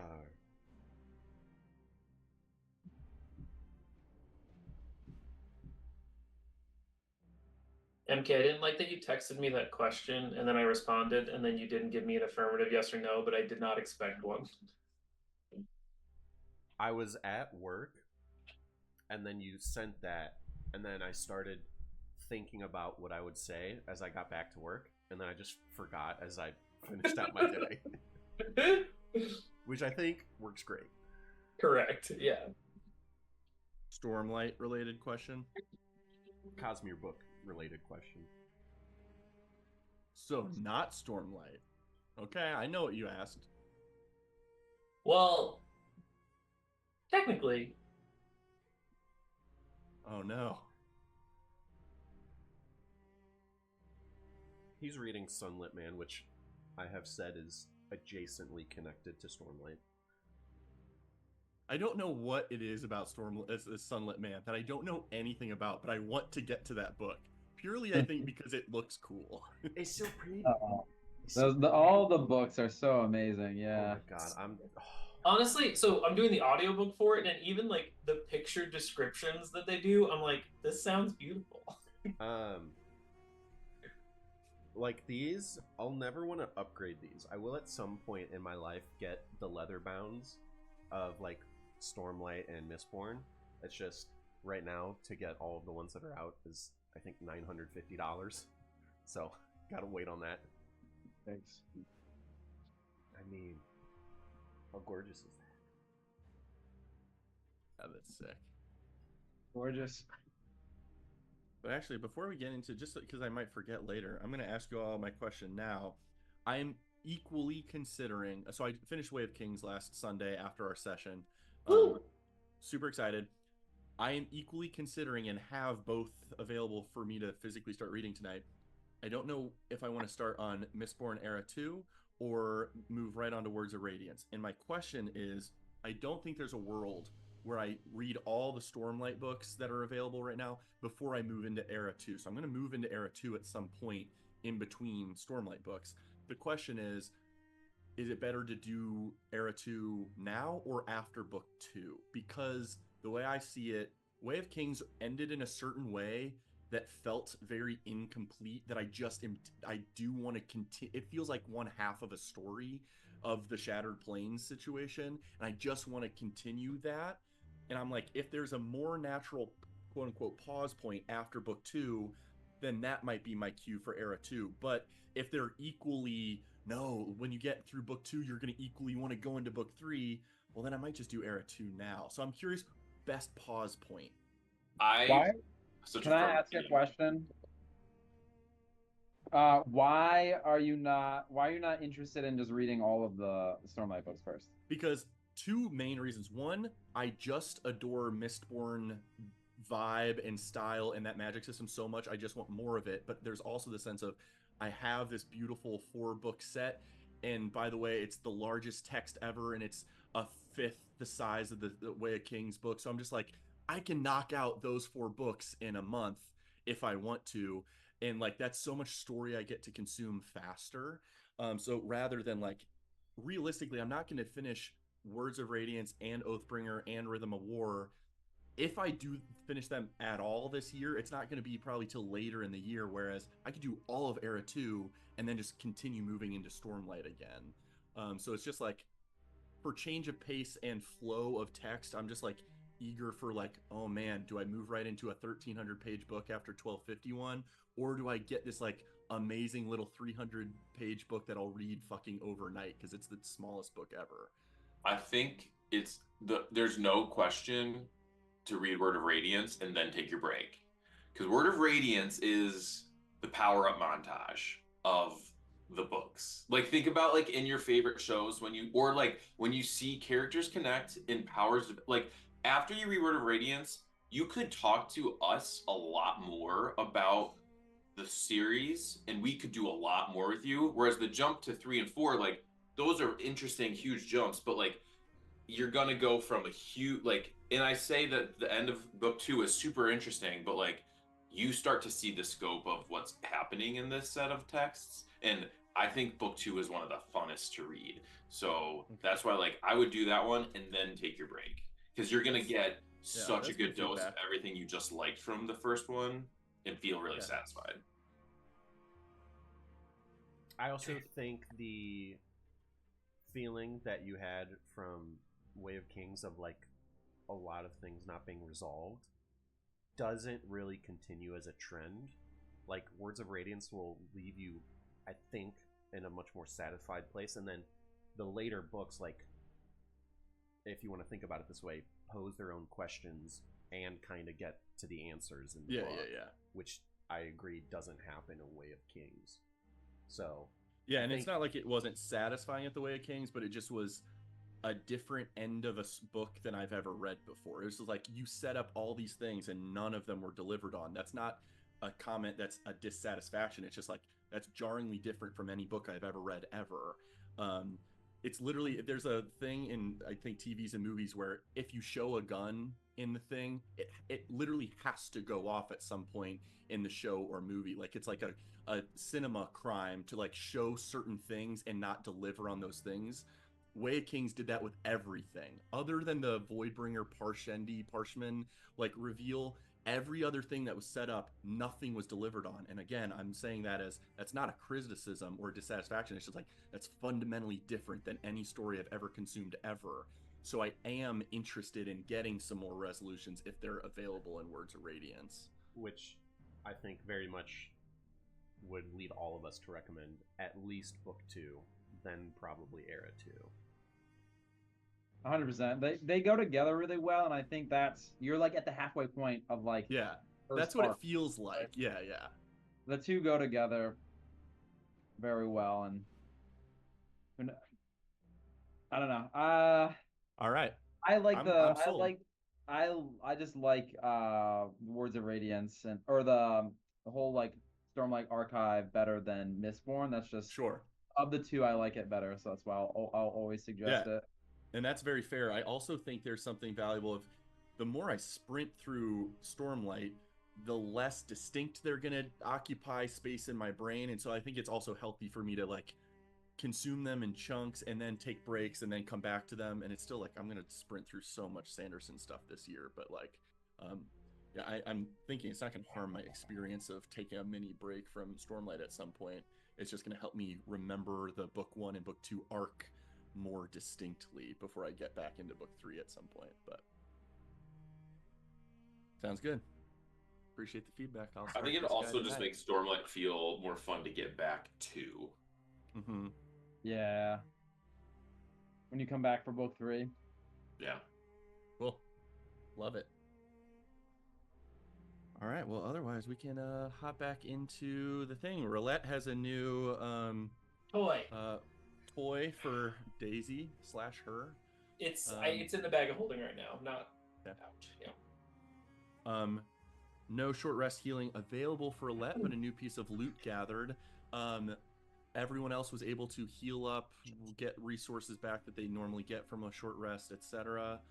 What are you guys doing now? Onward, slowly. Keep an eye out for statues. Go this way. Okay. Well, as you guys continue in this chamber again, you see both the jackal statues on each side of the environment. They do have cloth over both of them at this point, and as you move into their more line-based area of effect rather than a cone, you are not injured, damaged, etc. Roulette's over the course of the short rest, or hour of time duration, you guys meet back up with Roulette, and she does seem to have aged rather rapidly over the course of the time you've been in this tomb. Toby, can you spot me a bit of healing? I'll show you like my big wounded gash on my arm from the thing. Do you have a number ballpark? I'm down 23, so really just anything halfway would help. 23, I think we'll do 2 healing words. Beautiful. And so that'll be D4s coming out. As we start moving, or when we start moving, I'm gonna kind of keep in the front of the marching order with Loaf as the little pudgy canary in the mine, trying to. He's not being the most careful. He's not trying to be loud. He's just like, he's not gonna fly. He's gonna kind of like be the little substitute. Understood. Ooh, 2 healing words got you 26. Damn. One was a second level. Okay. But still Thank you, sir. I will also try and be listening as hard as I can for sounds of creatures, effects beyond our own walking movement. Sure, go ahead and make a perception check. Other spatial, just general awareness, as you move further into this chamber, you can continue to see these golden torches flickering on the sconces in the wall.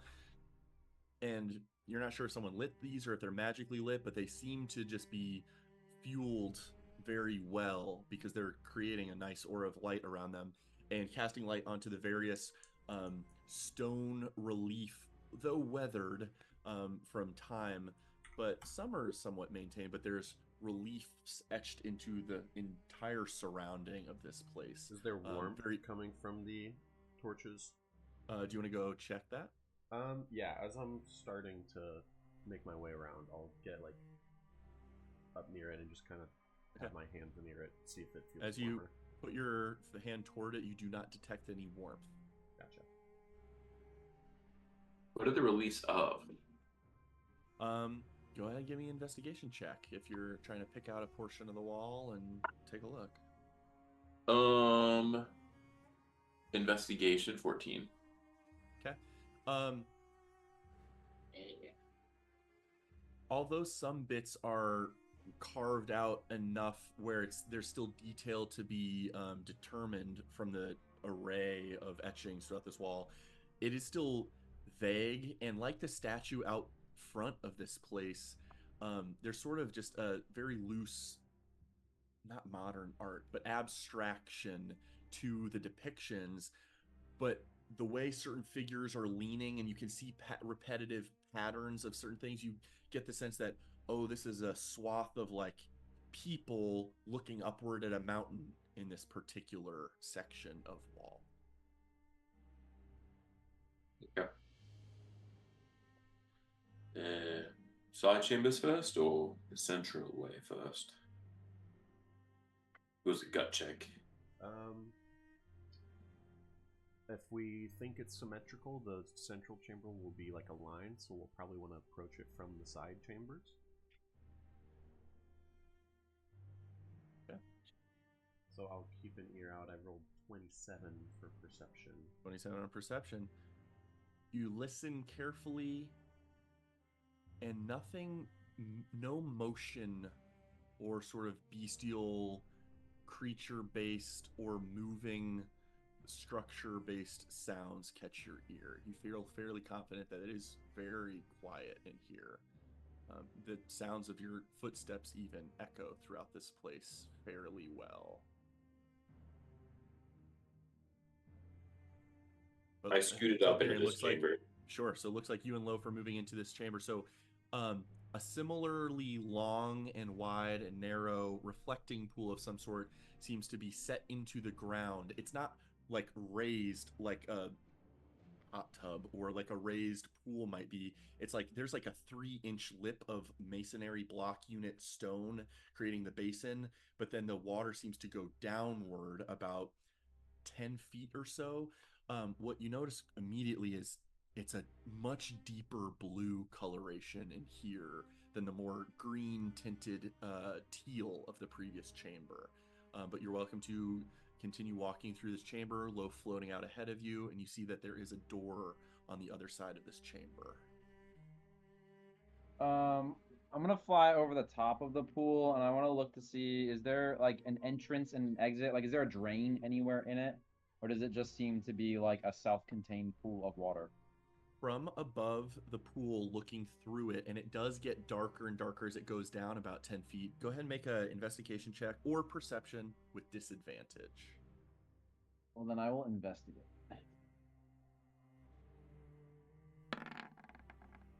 14. 14. Not bad. You sort of like, almost like Shaggy's letting you lean over as close. Your face is like inches from the top of the surface of the water as you lean in and check down. It gets a little too dark down there to tell if there's any sort of drain mechanism or not. To really feel around, you'd probably have to dive in and like feel at the grooves of this thing. Hell no, Jerry ain't doing that. Just gonna fly over.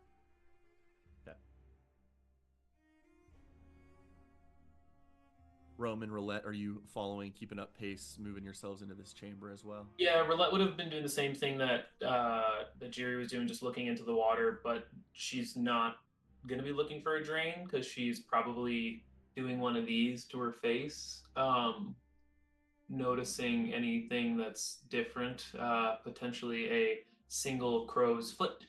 Yeah, you get a small little groove in your skin that you don't think is normally there. Your skin doesn't feel dramatically less moist or like youthful, but then you look in the reflection of the pool and you do see the sensation. It's just not very tangibly, tactically obvious yet. Notebook out, and she will start just like jotting some quick notes about it. Okay.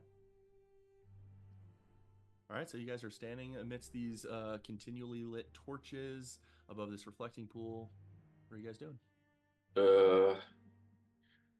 I'm gonna open the door. Okay, so you walk toward this door, Yeah. and it seems like a stone slab that has, again, intricately etched runes and inscriptions and etchings in it, and you give it a push, and it does not budge. Can I read the runes? As you take a closer look, there's certain portions of the etchings throughout that are almost like pegs that stick out from the rest of the face of this stone slab door that stick out. They're like little, less than 1 inch diameter grooves. They're like little pegs, not perfectly rounded, but like sort of amorphous in shape-ish, and they stick out about a 1/2 inch from the rest of the relief, so that if you were to rub your hand over it, you'd feel several of these bumps throughout the etching. Is this in a language?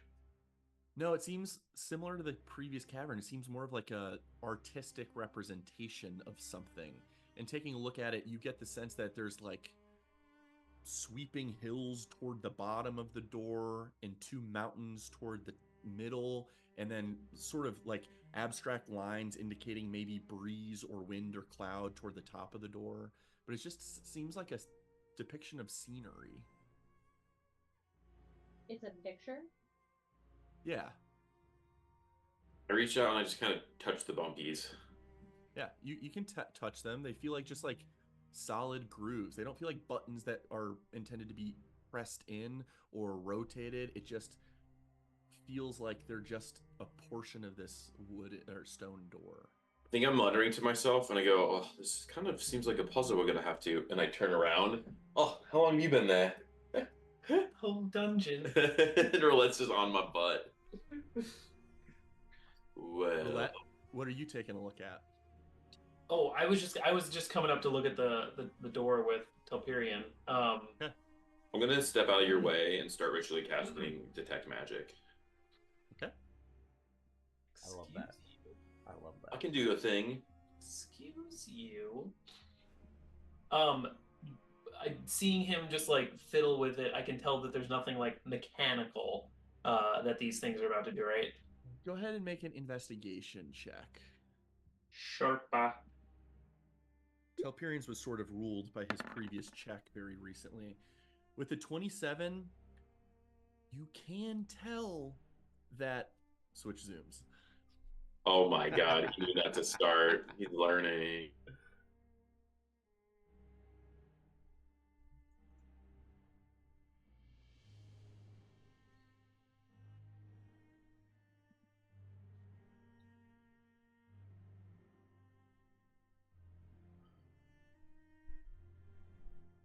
Just a goop hug. All right, so Roulette, as you take a closer investigative look at this thing, you can tell that although the pegs correct, they're not mechanically supposed to move or press in. There's no groove around the base of these pegs that indicates movement for those. But some of the sweeping gestures and lines throughout the rest of the abstraction of this art do have very minute grooves in them and interlocking pieces to them that indicate motion of some sort. Not the pegs themselves, but rather like the entire wall, the entire door is a tectonic plate of connecting pieces. So we have to introduce an agent that would make them shift. We either need a key. No, a key the size of a door wouldn't make sense. Um.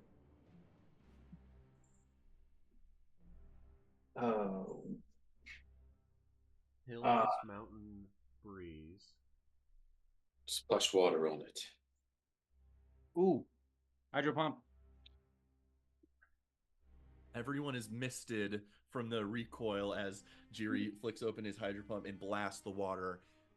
If anything, it wipes away a surface level of dust and dirt that might have kicked up in this space, but otherwise doesn't avail you of much at the introduction of water.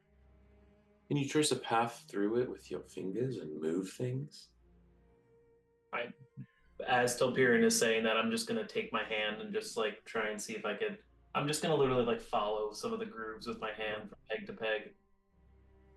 As you follow those, kind of continuing your 27 investigation, that in addition to perceiving elements, I think is good enough to indicate possible solution opportunities. I think you get the sense of many of these pieces are intended to shift and move together in some elaborate way, and something does have to be introduced to facilitate that. Whether a mechanical bit or bob or key or something already at your disposal, you're not sure, but you do need something, and you see those groove holes as potential for maybe something affixes to some of them, all of them, different ones, you're not sure, but could facilitate some sort of interlocking mechanism. Let's just keep looking. Maybe we'll find something. We can come back. I agree. And I'm going to keep up my ritual casting as I just slowly walk toward the main part of the... I have changed an attunement during the short rest earlier. Yes. No more cloak of protection. Burlette's gonna like just step back and take general dimensions of this. Okay. And she will say, we need to basically finish this relief. There's pieces that should go on top of this. Imagine like a jigsaw puzzle kind of thing, I think is what we're looking for. So you're looking for like a slab of stone that might have holes in it that then like hang on this. So the I guess specific slabs of stone that might fit here in this 6-foot door or whatever it is. Is a jigsaw a dance of weapons? What is that? It's a kind of puzzle that normal children do. All right, let's spread out. Everybody pick a room and look. I bet you this is just a side attraction. We have to do the main chamber is going to be interesting. I will stay in this room, and on the way out, You are jelly. I will tinker just a stone to be lit up, and I will drop it in the water. Okay. As you just see it continue to the bottom, and it does better illuminate the bottom now, having created illumination down there. I'll do like 4 equally distant, and I'm looking specifically for what I was just saying, like some sort of stone slab that has holes in it. You don't see anything like that floating at the bottom of the pool. Is the water fresh? Do you want to go investigate the water and which pool? I guess I'll check both as I'm leaving that room and then going into this room. I'm just looking for like, is it looking like algae and nasty, or is it looking like I want to take a drink out of it? Gotcha. So we'll say roll a nature check 22. for the one on the left, and then roll another nature check for the one in the middle, the wider one. 22 for the left and a nat 1 for the middle one. Okay.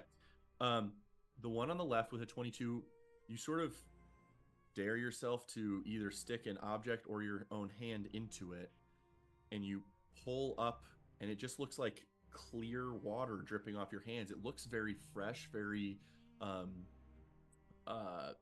what's the word? Not sanitized, but it looks very clean. Seasoned. Sanitary is the word I was looking for. And you realize that it's not deep blue water, but rather there's deep blue cerulean tiles inlaying like a mosaic all the insides of the basin of that thing. So the clear water sort of reflects the translucently what the color of the tile is. This other pool in the middle, you dip your hand in it and pull it up, and you have no idea why this is the case, but it's not clear. It's dripping gold. Like a beautiful golden liquid is just dripping off your hand as you've just put your hand in that. Everyone, look at this. And I'm gonna take Loaf and I'm gonna dunk his lower half in the water. Ah! His little griffin half. Okay. And I just hold him up. All right. Off of Loaf's now wet body is just like dripping golden droplets of like a beautiful water. Gilded loaf. Kyra vial full. Money. You are welcome to fill a vial with this strange golden water. And in doing so, you sort of realize that it's the same coloration of cerulean blue tiles on the basin, but because of the introduction of a gold liquid translucent through, it's giving it a more green teal tint to this basin. But it's just the introduction of a gold liquid rather than a clear liquid. Is this a bathtub of haste? At this time, does my detect magic affirm? Sure, as you're sort of somewhat absently minded doing your fingers through this, yeah, we'll say at least several minutes have ticked into it. It's probably nearing completion. Okay. Is there anything that Jiri, Toby, Rome are doing while you're sort of in that space? Oh. Go ahead, Rome. Well, Jiri and I are together at the moment, and we are at the opening of this particular room. Okay. You would also be very distracted by the gold, but we can come back to that. Okay.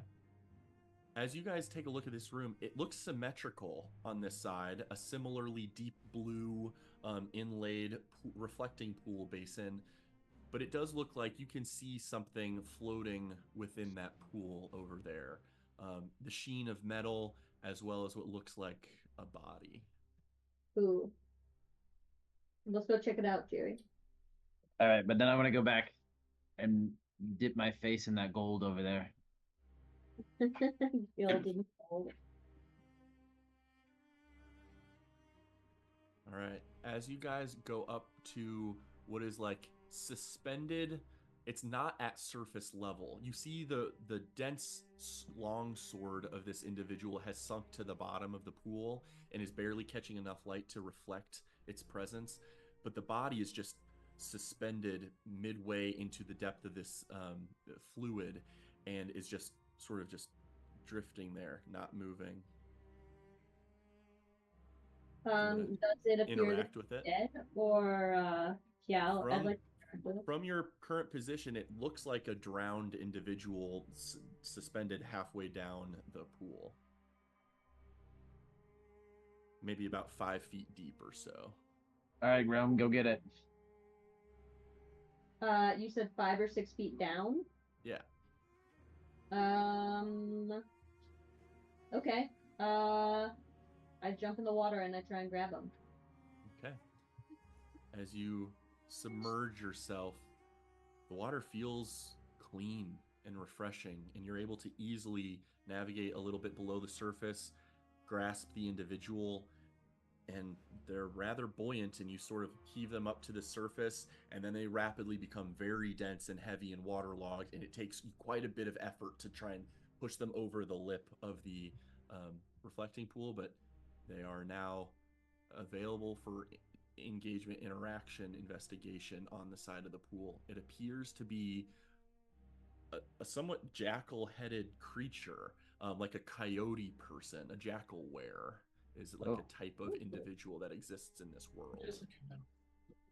And it looks heavily waterlogged, heavily bloated. Much of the fur of this individual has sort of flecked off, and you can see like distended bulges and rotting within their skin. Looks like someone who's been submerged in this way for quite some time. Let's check his pockets. Okay, you take a look. Go ahead and make an investigation check. Why do we always think they'll die with really valuable things in their pockets? You never know. We're always in really interesting places where interesting people would go. Do you have boring things in your pockets?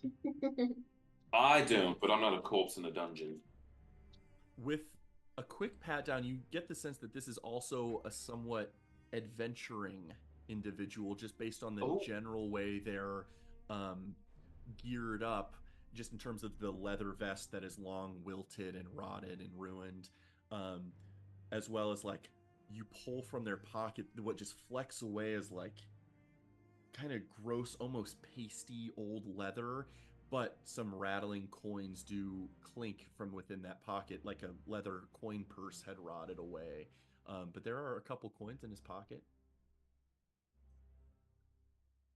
and as well as the long sword that has floated to the bottom of this reflecting pool. Realm, you As, you're already wet, Realm. Might as well grab the Yeah, I'm gonna go sword. back in and try and get the long sword. Okay, as Rome you're is, able to. Yep. as she's jumping in, I'll just drop 4 lit stones to help her see around there. Okay. You are welcome to do that. You are able to gather the longsword, Rome. Jiri, you count up the coin pieces, and it looks like there's 3 gold, 17 silver, and then 11 copper. Drunken Rich. Rome, while you're at the bottom of the pool, collecting the longsword there, which looks like somewhat rusting, even though it's been submerged in water all this time. It looks like has been here long enough where it has been worn due to time. Go ahead and give me a perception check while you're down there.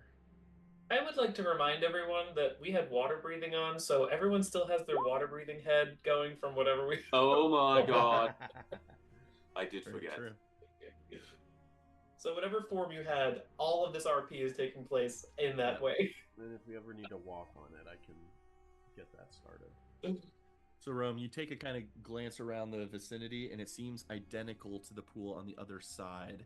Kind of beautiful mosaic tile encasing the entire interior of this basin, as well as like kind of in the way a pool, like a pool we might have all swam in, has like a different texture on the bottom. It kind of does, but there's still mosaic pieces just laid into the ground throughout.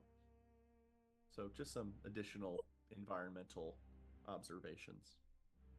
Jiri does some quick math, probably with Roulette's help, and everybody gets 9 silver and 2 copper.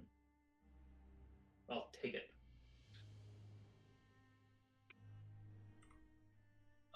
Looking at this door at the end, does it seem identical, similar, different? As you go look at it, it looks like a different relief. It is a different scene enacted. This one's seemingly mountains, similar in abstraction, environmental, artistic representation, but toward the bottom right side of this relief are like the peaked mountains overlapping themselves. On toward the left side seems like a forest deeper into the mountains and sprawling out into the horizon, and then a fairly clear sky. Again, with various pegs in sporadic locations sticking out of the grooves. Not sticking out of the grooves, but sticking out of the plates. Protruding. Yes, yes. Like back on my initial thought, like do I see a frame-ish, like a door frame that would match what I was initially thinking of, like we need to find pieces to fit here? And you don't need to answer that. You think that seems like as logical an assessment you could have at this time. I'll do my same thing, running my hands along it. I will. Yeah, I'll cast Shocking Grasp, but like I will touch it at the very end, like just running my hands along and see if it has any elemental effect to it. Cool. No roll required. You sort of just trace your fingers along and you go ahead and cast Shocking Grasp, sort of targeting the door. Yeah. It rapidly sort of like you feel the electricity like sort of course momentarily, like you're touching a live wire. Not enough for you to be injured by the situation, but I mean, it just rapidly disperses through that thing in a way that stone typically wouldn't conduct. Gotcha.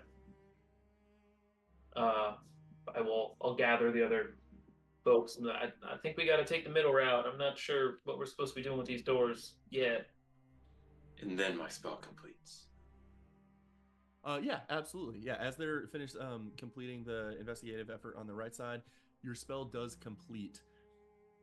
And not quite blindingly, but at least jarringly so, this whole middle basin of water, all the golden fluid does alight your senses with very potent magic there. What flavor of magic? Taste it.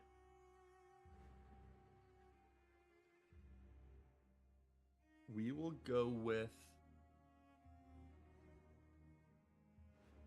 Oh, say transmutation, baby.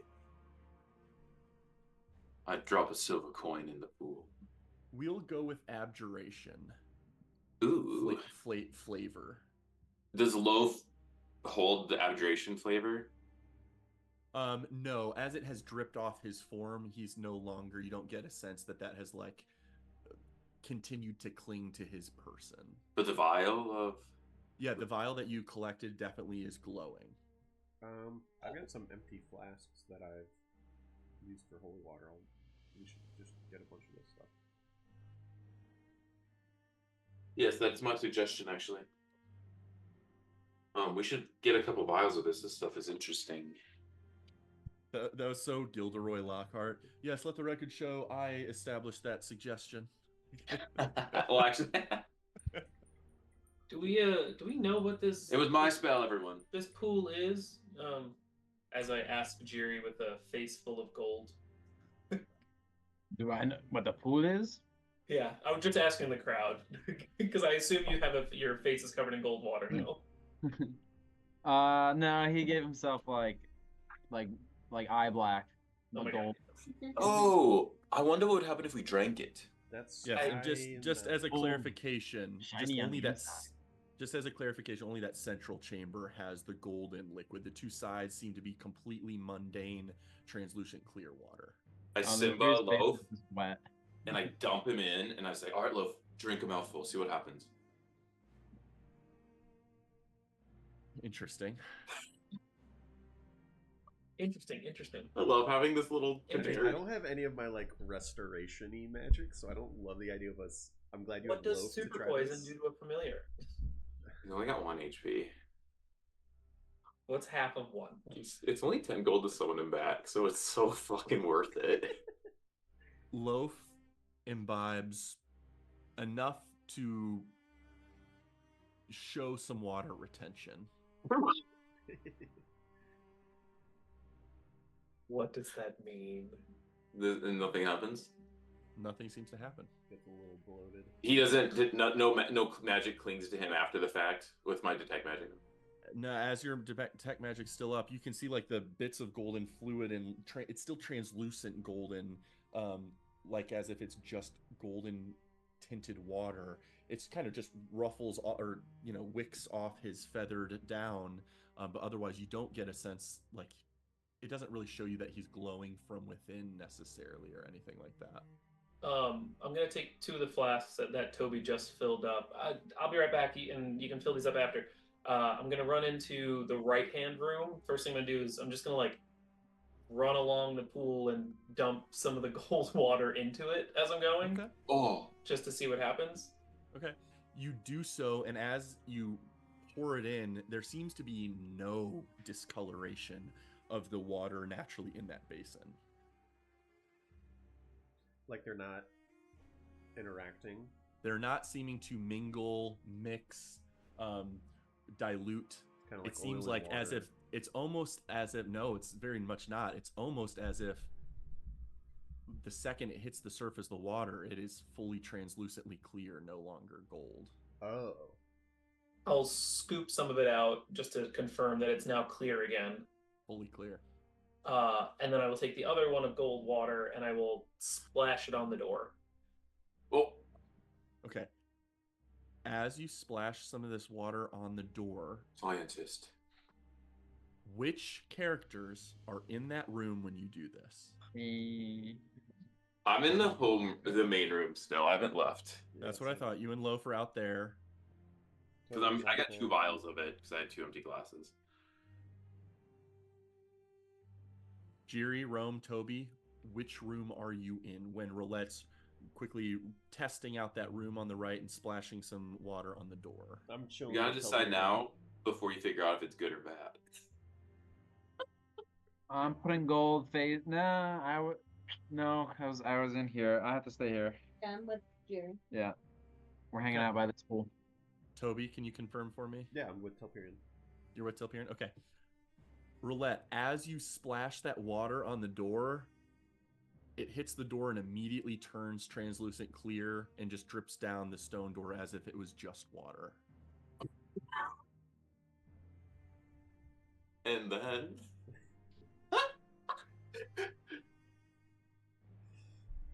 If I look at the pool, nothing has changed in the pool. Nope. Anything- Seemingly no effect. Okay. Oh, Roulette, did you figure it out? I thought I did.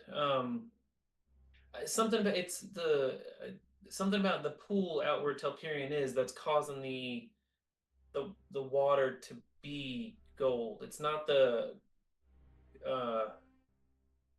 water itself. It's the pool making it gold.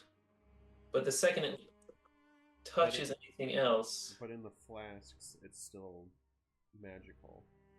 so what if we just take it? Wait, so a scoop full of this, and I go over to the right door, unlike the one you just did. You did the left door, right? no, I did the right one. Oh, then I'll go to the left door, all the way back, Okay. and then just without mixing it with that water, I huck it on. That's the same thing that I did. I know, but but you did it with mixing the water first, right? I had two. Same effect. Okay. It hits the door and runs down the door with a couple splashes trickling of droplets racing to the bottom, just as if you splashed it with water. Well, let's go to this. Shall we take the middle road and Yeah, see let's what's keep in moving. there? Let's keep moving. It looks scary in here. I don't want to go first. We have a brave soldier who is willing to go first, Loaf. Okay, send Loaf in to die. He's been rather immune to death today, actually. But I do see a double. Should we not? Should we just not even find out what those things do? Should we just cover them? What sort of statues are they? It does look like again, they're all different artist interpretations, but they relay the same type of creature. There's a maned owl on the right and a jackal on the left. And noticeably, the earth seems to continue into pitch black darkness on either sides of this bridge that leads further across to what seems like a door in front and many doors on the sides. Yeah, let's just cover them. No, I think Loaf should go just in case there's something crazy that happens when both eyes are looking. No, let's not risk my gold. I mean, my familia. You were just bragging that it was so cheap to resummon him, and now you don't want to. I don't want to send him into that for no reason when we could just. Can I push the mask away? You may try. With how many pounds of force can Mage Hand typically move? 5 to 10. Yeah, so you give it a push, but you're pushing against like a structural column. It just does not budge give whatsoever. Mm-hmm. Yeah, it took Roulette an hour of meticulous chiseling and carpentry. I'll throw a blanket on him then. Let's rip a blanket in half and cover each of them. Okay. And then when they're covered, I'll send Loaf in the middle. Okay. Loaf floats along the path and makes it past the statues without being injured or lit. Beautiful. I'll get a little undead ping out into the world and just see Okay. if any undead are in the room. Okay. Can you give me a general reminder? Is it only undead? Is it behind Yeah. cover? Is it etc.? Where did it just go? Oh, And this is Eyes of the Grave? Yeah, Eyes of the Graves. I know the location of any undead within 60 feet that isn't behind total cover and that isn't protected from divination magic. Okay. You send out this ping, and you do not get any hints of undead. Nice. Critter, are there doors immediately to the left and right before the statues, or no? There are, yes. Oh, Yes, I'm on these door seem to duty. I be want to look at it. similar stone doors, but these do not have any reliefs carved into them. Interesting. No little knobby knobs. Seemingly no knobs, just like a straight stone slab, but the way it's framed in the structure, you imagine it's some sort of door. Push. Comes to shove. With a grinding against stone, you are welcome to push that open. I got one to work. I'll push the right one. Telperion, you push that one up there. Same thing, you push it open, grinds on the stone, and it opens. Should we do one room at a time, or okay? Let's just see if it's the same thing, and then we can go one at a time. All right. What do we see peeking in? Well, Roulette, you going in your door first, it seems to be some sort of like refined, or due to the glyphs and etching in this room, it seems somewhat ornate in the ceremonial nature of this resting place. There is a sarcophagus on the ground laid out ahead of you, and a wrapped, mummified humanoid body lying in that space. There is a large ceremonial ornate vase immediately to your right, as well as a smaller one next to the sarcophagus. And most notably, you see a dagger protruding from the head of this mummified individual. I'm going to take the tiniest step vertical so that I'm not touching the floor. Okay.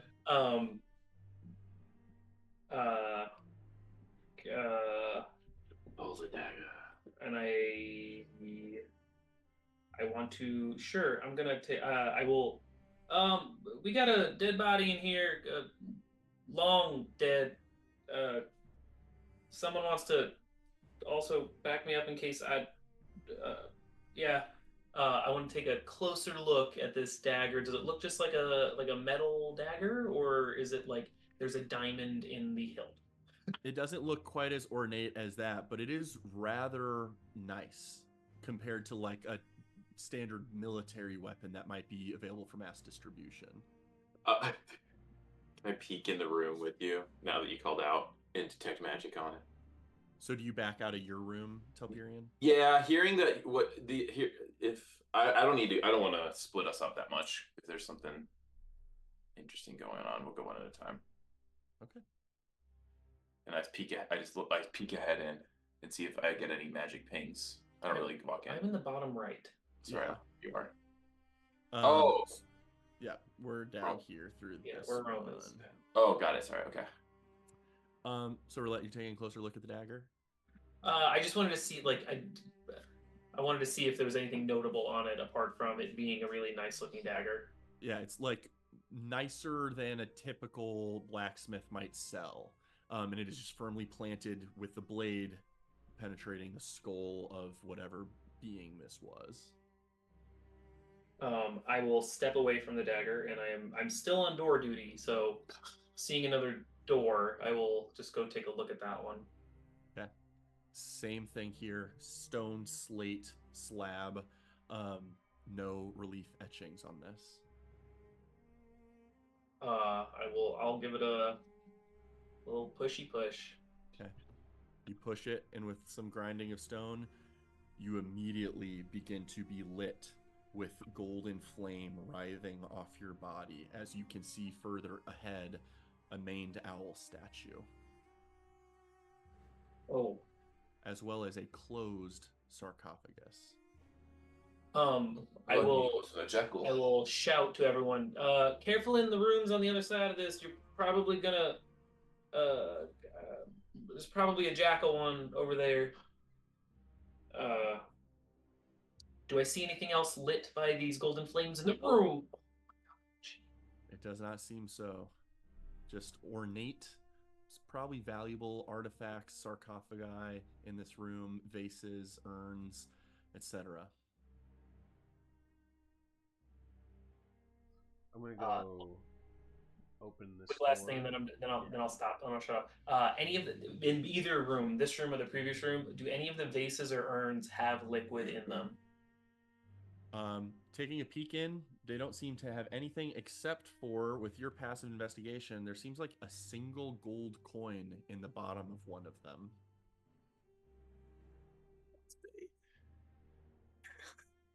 Quickly, you might put together the idea that other adventurers have come here in the past, and these might have held valuables once upon a time, but they've been heavily picked over.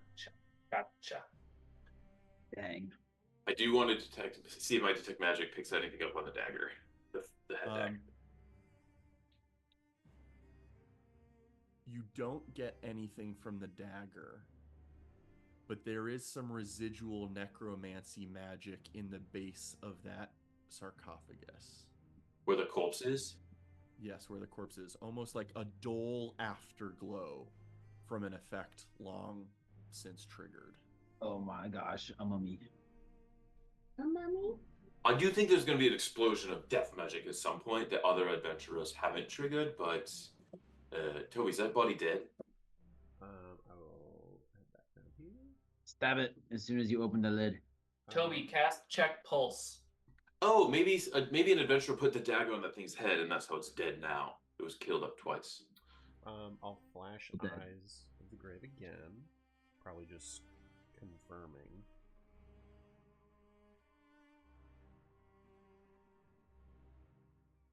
Send out a ping, and the mummy in front of you does not give off any aura of undeath. Well, it's not currently an undead creature.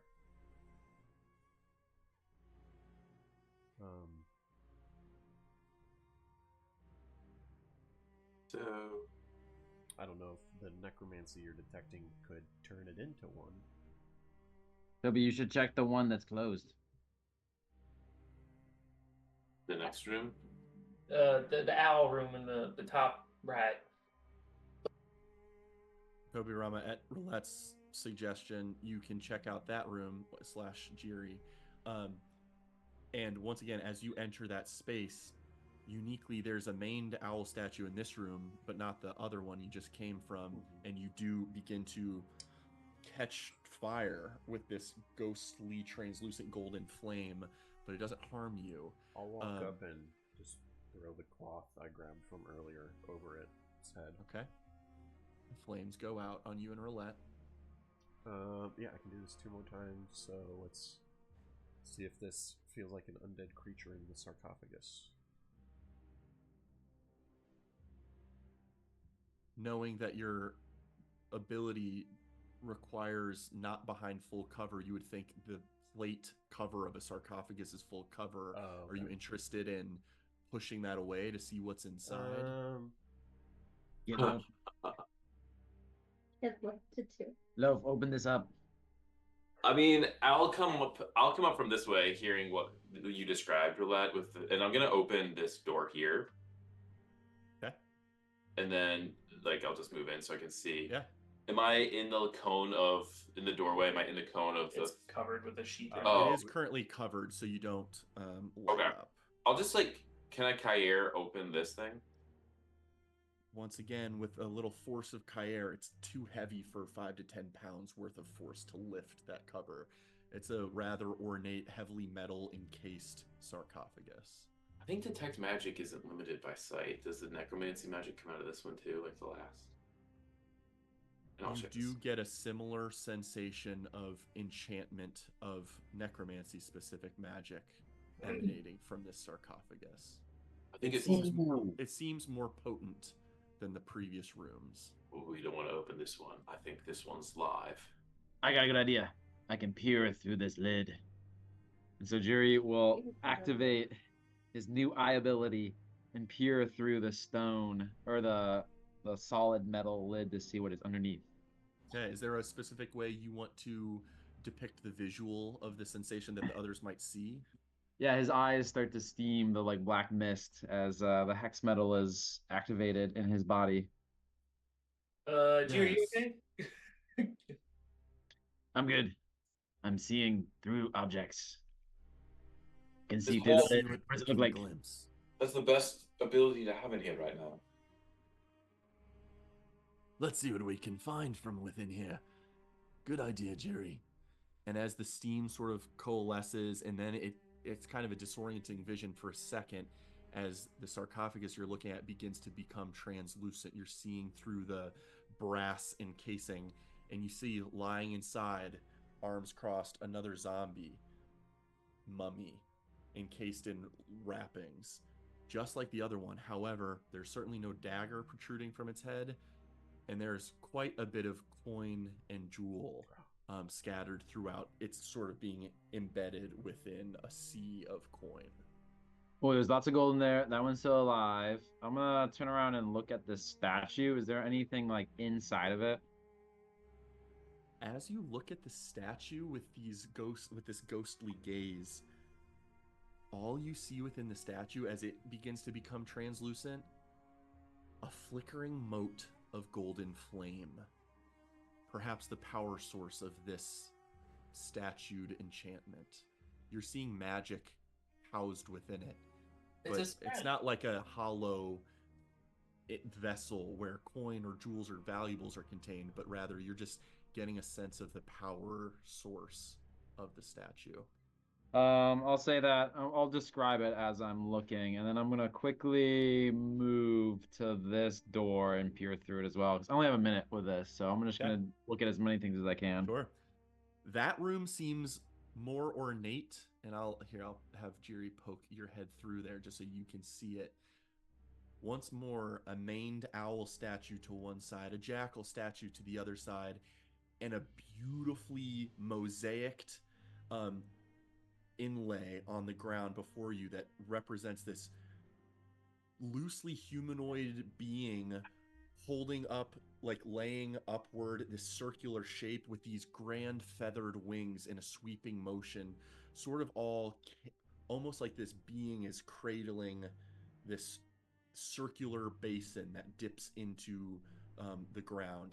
You also see two torches, another ornate vase, and two large stone doors at the other end of that chamber.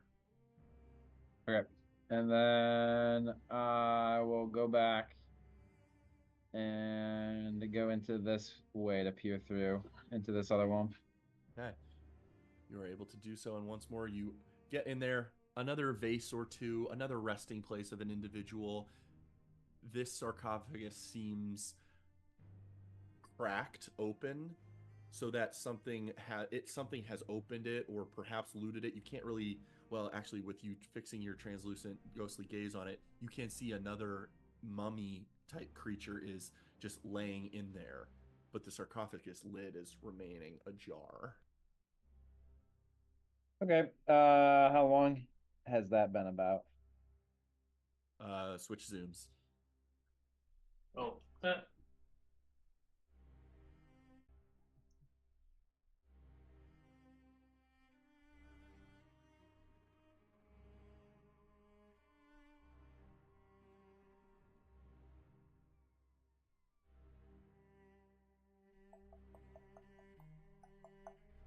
How much time has passed with my looking? As you are looking around, you're probably because it lasts for a full minute. Yes. Yeah, 1 minute. You know, ooh, I've really maximized my time with this already. Maybe I've got a shot at getting to the door in time to see what's inside that final one, but you've got seconds remaining. One last look at the last area. Right as you peek your head in, your vision shuts you out and it becomes an opaque door in front of you once again. Go ahead and make a perception check to see to what degree you were able to glimpse in that room in your final moment. And with a 10, you could see that the sarcophagus lid in that one was fully open, and there was definitely a body inside that was not a mummy. It was like a limp humanoid form, just like half on, half off the sarcophagus lid. Ooh, yikes. Is it another coyote person? I don't think you got a quick enough glimpse of that with a 10 perception. Gotcha. All right, I'll head back to everybody and I'll let them know everything I saw, and I will suggest. I think we should open the lid and kill this mummy and steal all his gold.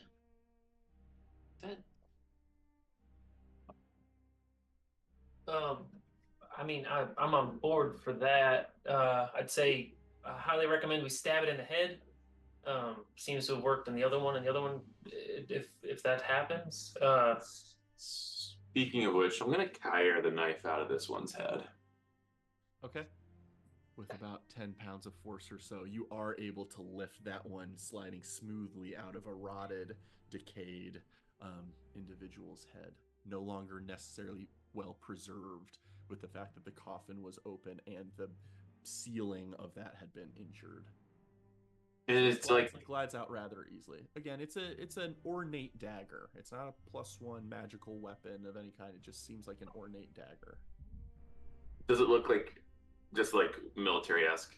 Just No, definitely not military. Actually, go ahead and give me a history check.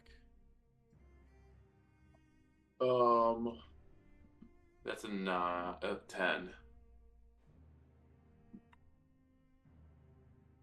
It seems ornate enough to have belonged to or been gifted by some sort of high nobility's too strong of a word, but someone of means had once owned or acquired this dagger.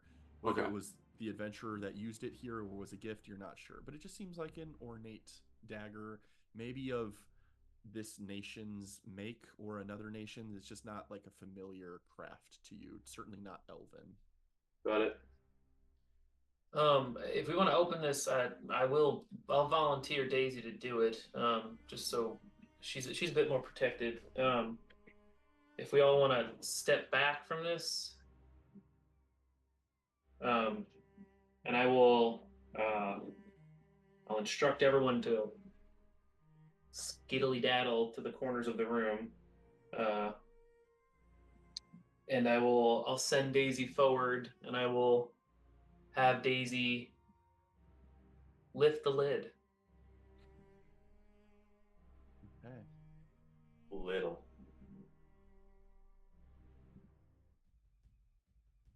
As the lid lifts, a pulse of energy does emanate immediately out from the breaking of the seal that locked in this creature. It looks like Roulette and Rome are maybe in the vicinity. I'd like both of you to please make a Constitution saving throw. As flinging open the door of the sarcophagus and starting to rise from it, just like doing a sit-up almost, a mummy. Mummy Its head just turns toward you, kind of cocked and my god. cracking. 16 for Daisy, 20 for me. Nice. That's a solid 8. Uh-oh, room. Roulette, Mummy. you take 2 force damage and don't feel anything happening to your form. Rome, you take 4 force damage, and once again you feel that withering sensation, as you can tell, like almost like wood becoming charcoalish ash. A part of one of your arms just sort of begins to fleck away very minorly. And let's go ahead and roll initiative real quick.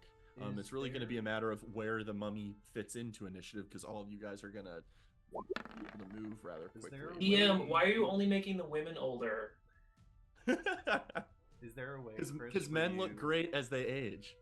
to make the doors not blocking God. the lines? What? Hang on, Toby. I'll get your question in 1 second when I do this. Oh, and I didn't even send stuff to the tracker. Oops. Looks like it's all there.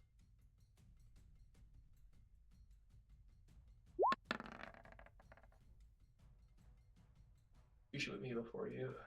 Well, Should have said so. it doesn't matter if I'm not at the top.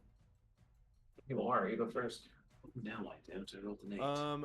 Okay, Toby Rama, what was your question? I'm in this room down here, and we've Yep. got this door open. Is there a way you can make it so that's not blocking sight lines anymore? Oh, yes, Ooh. I can do that.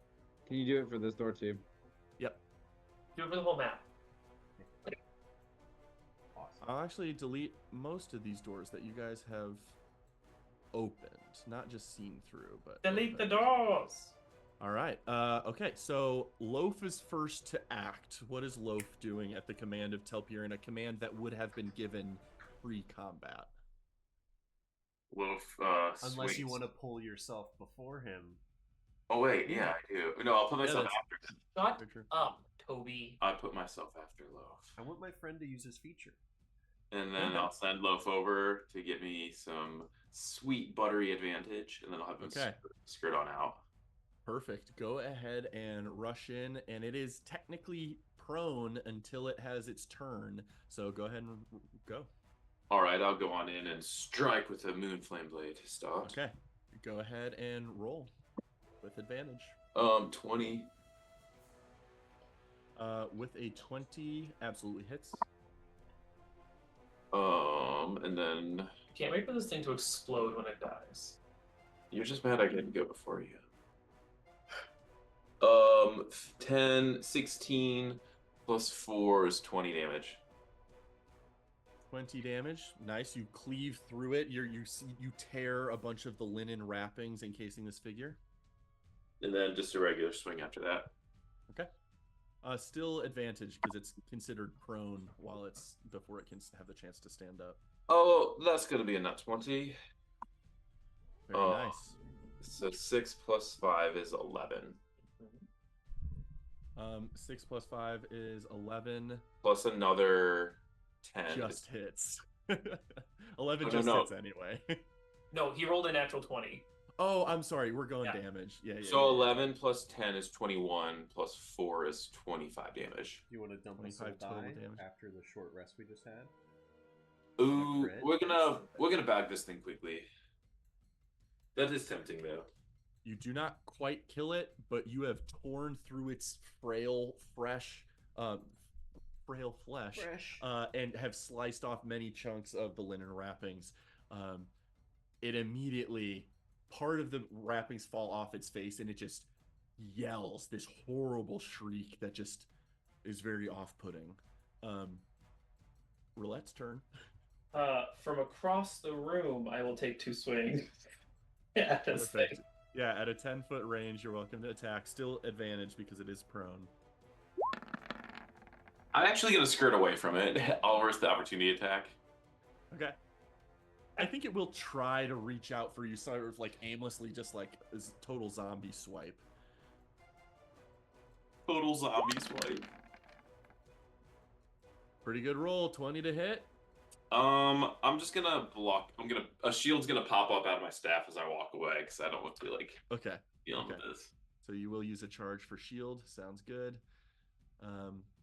Alrighty. So Roulette, you swing. What was the 25. first one? 25 absolutely hits.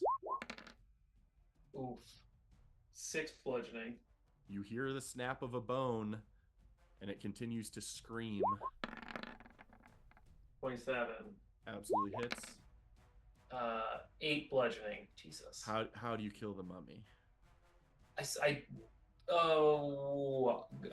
Like I hit right here, so like I bludgeon sever its head. Bludgeon sever. Perfect. Just as it's sitting up, its head just snaps and rolls off, falling to the ground. And then it catches its head in its hands. Incredible.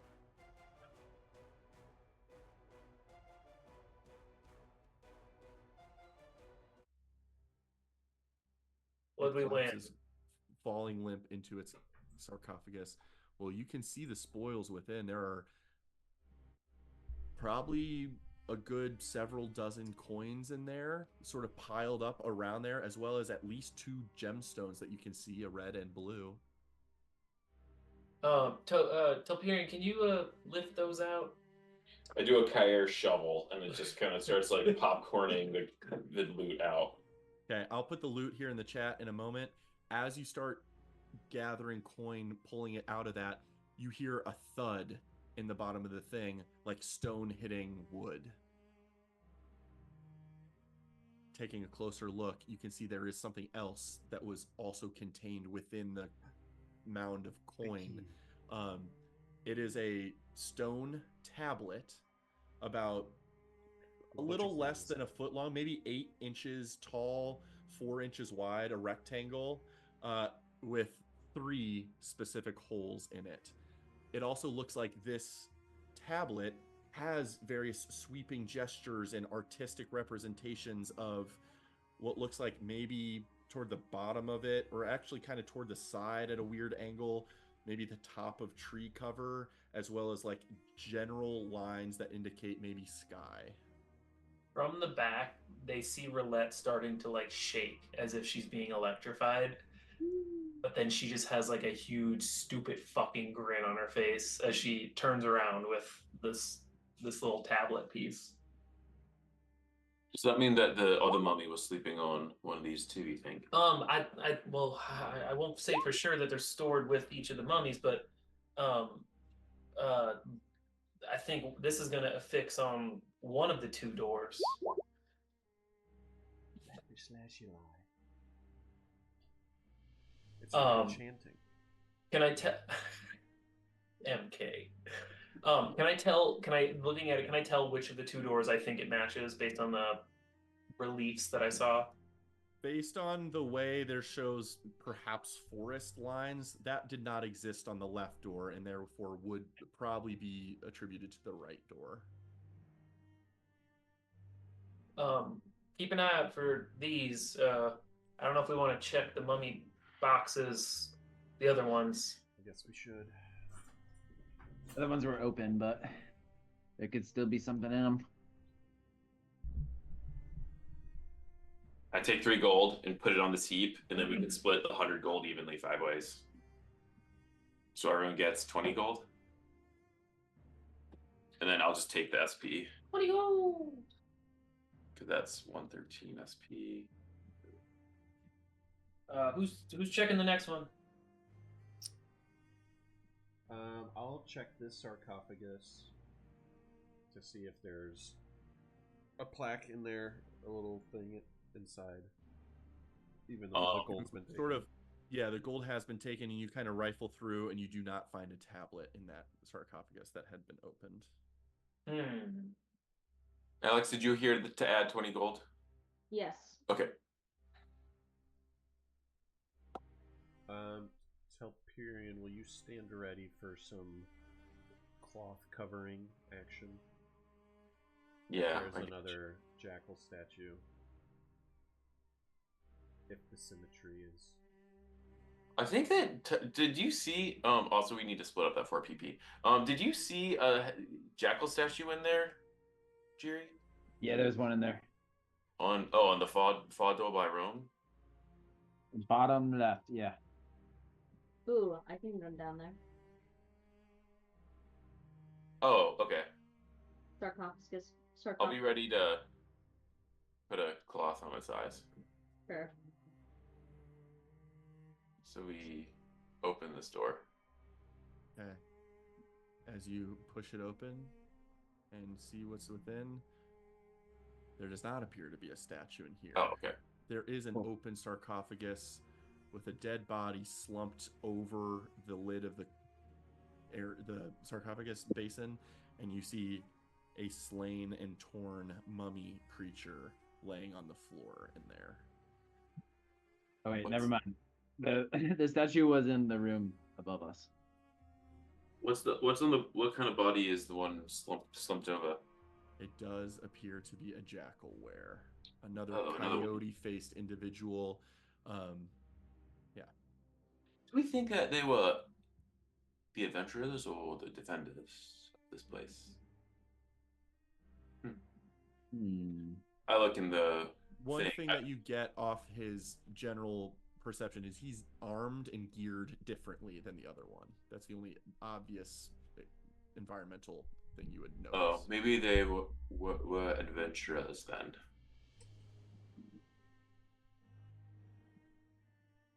And then I'm gonna look around here for the, what's it called? Another tablet. Okay. You look within, rifle around, I'll say all these rooms. There is another single gold coin throughout the vases in this area. You do not find another stone tablet.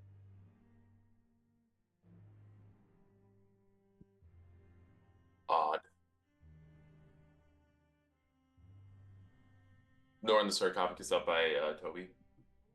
That one's Uh, closed, right? It is sort of lid was ajar, and as you sort of like Shove it. tentatively go toward it, you can tell that there is another mummy in there that has gash and stab wounds throughout it, so it has seemingly been dispatched.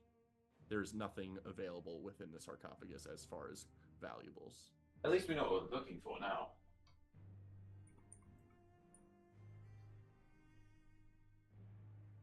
So we got 1 for 4. I guess we either push forward to that next room or we see if this does anything to that door. So we think, okay, so there's a door up here. I'll look at this door at the end of this corridor. Does it Mm-hmm. seem interesting in any way? Does it seem like it might? It seems like similarly stone slab embedded into an archway type structure.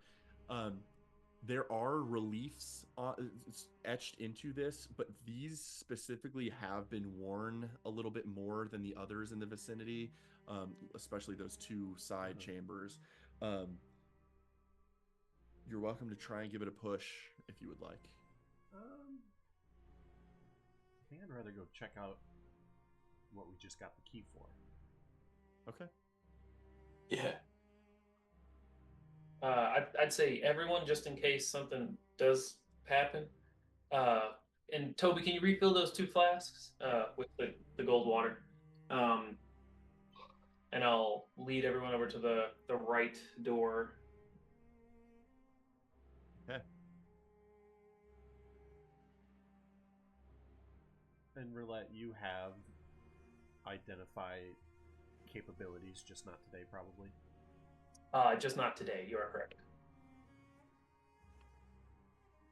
So once everyone is there, I will do one of these, Okay. Yeah. figure out where it matches. So you kind of identify the portion of the etching relief, and it's like a matching portion of that relief that was carved on the relief behind it as well as on this tablet. You identify the 3 holes that fit around the 3 pegs at a sort of odd, seemingly random-esque pattern, and it fits on at like a sort of 32-degree angle, a very specific spot, and you can feel the perfect fit. Yeah.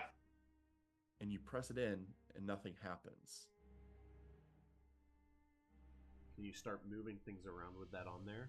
That's what's gonna be my thing. Am I able to, like, because the door was jammed, like not movable, can I either do this or push, or is anything changed as I'm touching the door now?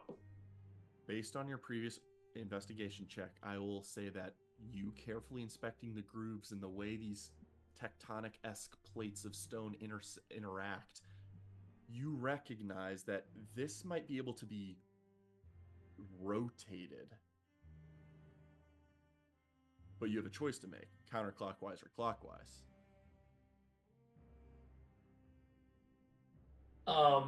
Divine intervention. Oh, To know which way. I'll let him roll first. I'll do it on the full 20. you're actually doing that? Yeah. Why not? 57. No. I know the left one had mountains and wind and stuff. Yeah, it was sort of sprawling plains, mountains, and then like a somewhat windy sky. This has mountains, forest that seems to be like within a valley up in the mountains, and then a more clear sky over above. Both seem to be depicting natural phenomenon, environmental representation of a day that might be possible from certain vantage points, maybe, etc. Does anyone have a vote on this? I can turn this left. I can turn it right. Left. I was gonna say right. Okay. One left, that's one right. One vote, one vote. Toby, deciding Toby. factor. We are on this side. You should turn it in towards the center, which would be a left That's what I was counterclockwise thinking. twist. We got 3 lefts. I'm on the left All side. right. Well, let's see what happens. Rome to you. I was gonna vote right.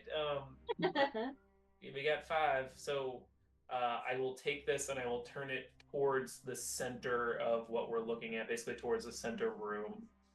So Okay. counterclockwise. Yep. Who's in the You room? turn it toward the center of this space. Yeah. The way you indicated. And it clicks.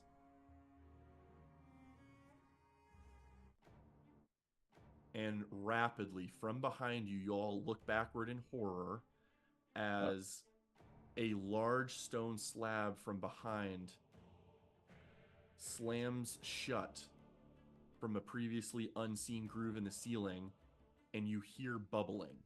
Oh, Christ. I mean, Grelin. The pool begins to, you see it leaking over the edges Oh no. and then dripping onto the sides. And over the course of the next 12 seconds, this room is going to flood. Oh, I Toby, forgot. Toby feels at his neck and is like, "Oh yeah, that's right." Good thing we can breathe. You guys have X amount of time to figure out how to get out of this now flooding chamber that you're locked Or we can in. just breathe in it. Yeah, that's what I was saying. Don't we have water breathing? You do have that active right now. And this is mostly just jumping back. I know Rome was at the bottom of the pool, so I'd be like, Rome, did you take a breath when you were down there before? I go when try I- to breathe the water. I I think shove she my was down there long enough to have taken a breath, and Yeah. nothing seemed to injure her or hinder her. So we can't turn it right now, can we? I will calmly. Yeah, if you try to adjust it, it seems fairly locked into place right now. And I can't pull the thing off anymore. Correct. Can't turn it right. No. Not right now. I go look at the slab. Is this other Maybe slab? Dominator came out and it would be worse. Is this other slab just flat stone? It is flat stone, no reliefs etched into it. Rome, you want to take a quick swim? I'll grab Rome and I'll dive in with her. For note, Daisy's back on my hip after the previous fight. Okay. We'll swim in and I will look to see where these bubbles are coming from, to see if I could detect the source of this water. Okay. You dive deep. Go ahead and make an investigation check from underwater. I snap my fingers and dismiss Loaf. Okay.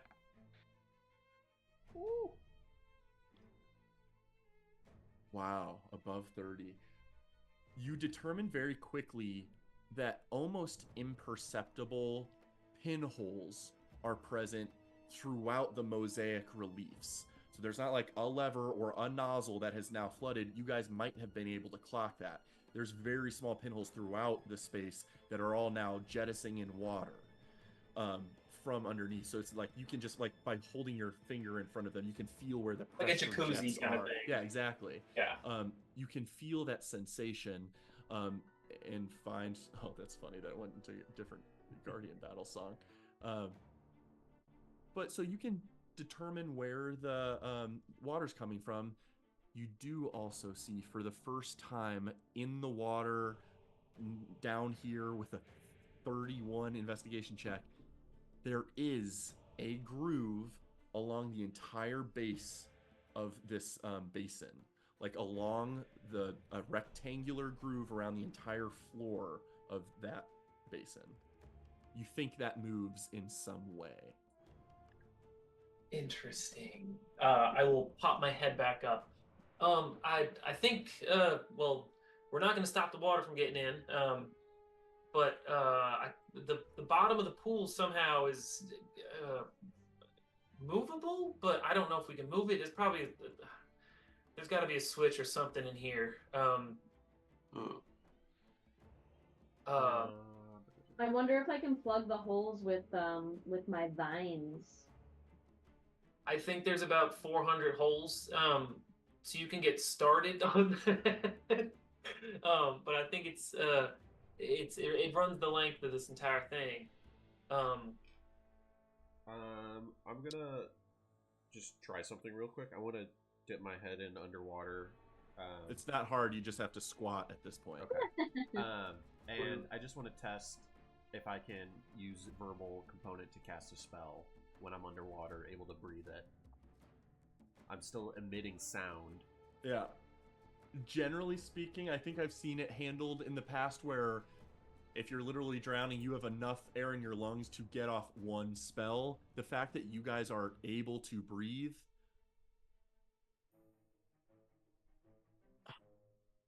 Half a spell.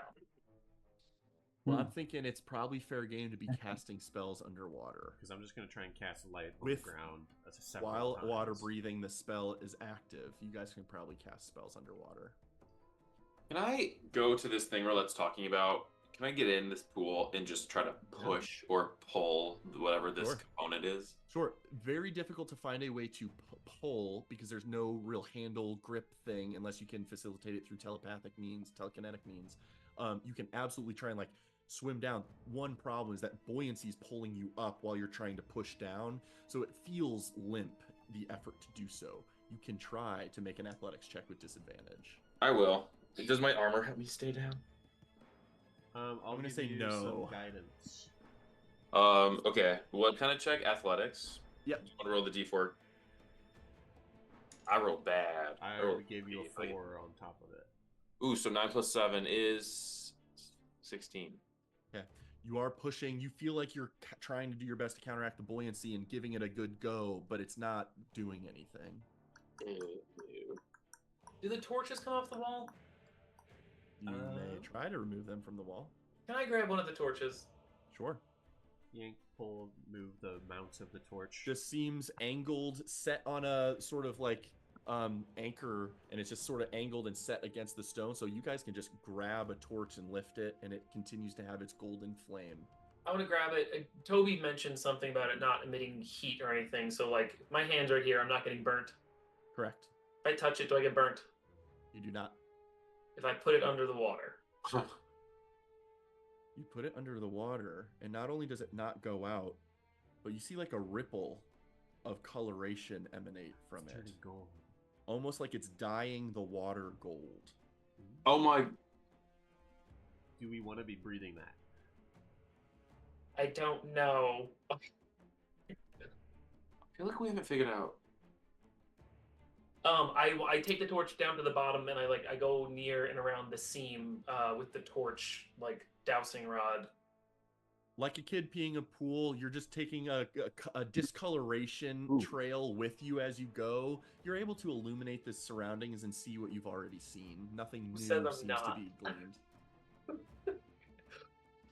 Oh, I don't know. The torches make the water yellow or gold. Green? Gold. Do we have a hammer? I bring the torch over by the Do door. we have a pickaxe head? Some of you are beginning to be lifted up from your feet as it has gotten to about 6 feet upward in this chamber, the flooding. Oh, I'm still flying above the water. Do we want to? You're able to continue to be above the water, but now Shaggy's needing to condense himself because it's still only about a Oh. 10-foot tall chamber. I'll flatten out, so I'm like lying. Okay. I think one of us should try and drink one of the flasks to see what happens, because we're about to all start breathing this stuff in once the water level gets to the torches, and this is all going to become that. So we need to I'll drink figure out it. if that's bad or not, and if I can get us out of here in a very inconvenient way, but I can drink it. I give Rome one of my 2 vials of the gold water. I drink it. You drink it, Pinky up. it courses down your system. That was a very refreshing drink of water. feel anything different? This seemed like water to me. Okay. Huh. So, I also think we could just let this room fill up and then hope that it drowns down, because I I agree. think that this was meant to kill Yes. the interlopers, and we have a. I mean, we're hoping it's less than 23 hours, which it might not be. Judging by the size of those holes, it might drain incredibly slowly. But We won't die in here because I can teleport us. That's obviously very last resort because that sends us back to the Emerin. Should we try just to break the door? Yeah. That's Yeah, fair. brute force. Tapiran, you break that door, I'll break this door. Actually, wait. Let's go back to the original door and not mess with this one yet. Can I go? Around. How tightly? I want to go to the slab. This slab that came down. How tightly is it affixed to anything, or is it just heavy? It seems affixed in the sense that it's contained within small grooves of stonework that sort of keep it in place. It looks like it's rather heavy for sure. I levitated up. Back up to Telekinetic my team. movement. Yeah. Does it specify a weight limit to that ability? One large object. No weight is the specific thing about it. You telekinetic it upward, Downward. and it Wait, did it come? it came from the ceiling, Okay. so it dropped like a sluice gate. You grip it telekinetically, and you do try to lift, and you are able to lift it inches, and water begins to sort of flow in that direction, and you get it another inch up. It's wildly heavy, so you're affecting it with your ability. Might take a while to drain, but it's also there's stairs that flow upward behind it, so that's not going to drain very well. I forgot that this is a step Oh, down. wait. Delparian, hold that. And I take the I don't know if you have it around your neck. The portable hole, whoever has it. Oh, I handed it to you. Oh, this is gonna make a nasty soup, but this will get us out of here. Do it. Who cares? It's just corpses. I'm gonna. Wait, take the head out first. Huh? Give me the head first. Oh, I will. Jesus Christ. As you say that, Jiri, the water finally gets to ceiling level, and so now you are submerged along with your friends. Um, Now we're all just thinking through Telperion being our owl. Put it down now. Yeah, I'll take the portable hole and I will place the portable hole halfway under the door. Wow. And I will immediately get sucked in because of vacuum. Yep. Air, like 100%. water. I think I'm going 100%. with you because I'm standing there trying to lift Yeah. it with mine. Like a toilet seat. And I'll swim through the corpses and Umber Guts. Chet head. I keep forgetting his name, and I'm sorry. I keep calling him Umber Chet. Umber Hulk. I will swim through the Umber Hulk head and the bodies up on the other side. Okay. You are welcome to do so. If Telperion wants, and he's right next to you, Telperion is welcome to do so as well. I do. All right, everyone, let's get out of here. We swim down. Okay. Rather awkward for Shaggy to curl up down there in the hole and Wet out, but still through squeezing, it's still possible. You guys emerge from the other side, and the water has pooled to about the top step as you get above air. And although you could still breathe, there's a relaxed sensation that takes place as you are out of there.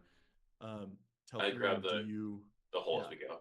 Okay, you grab the hold. You drop your telekinetic movement on that force of door, or I guess you would have had to in the round that happened, but the hole was still facilitating a way. The water stops flowing out of that space. You're welcome to all discuss amongst yourselves. You're on the outside of that chamber. It is still sealed shut. Oh, thankfully we didn't turn it to the right. That could have been even worse. Never know. Never know. So the next one we turn to the left.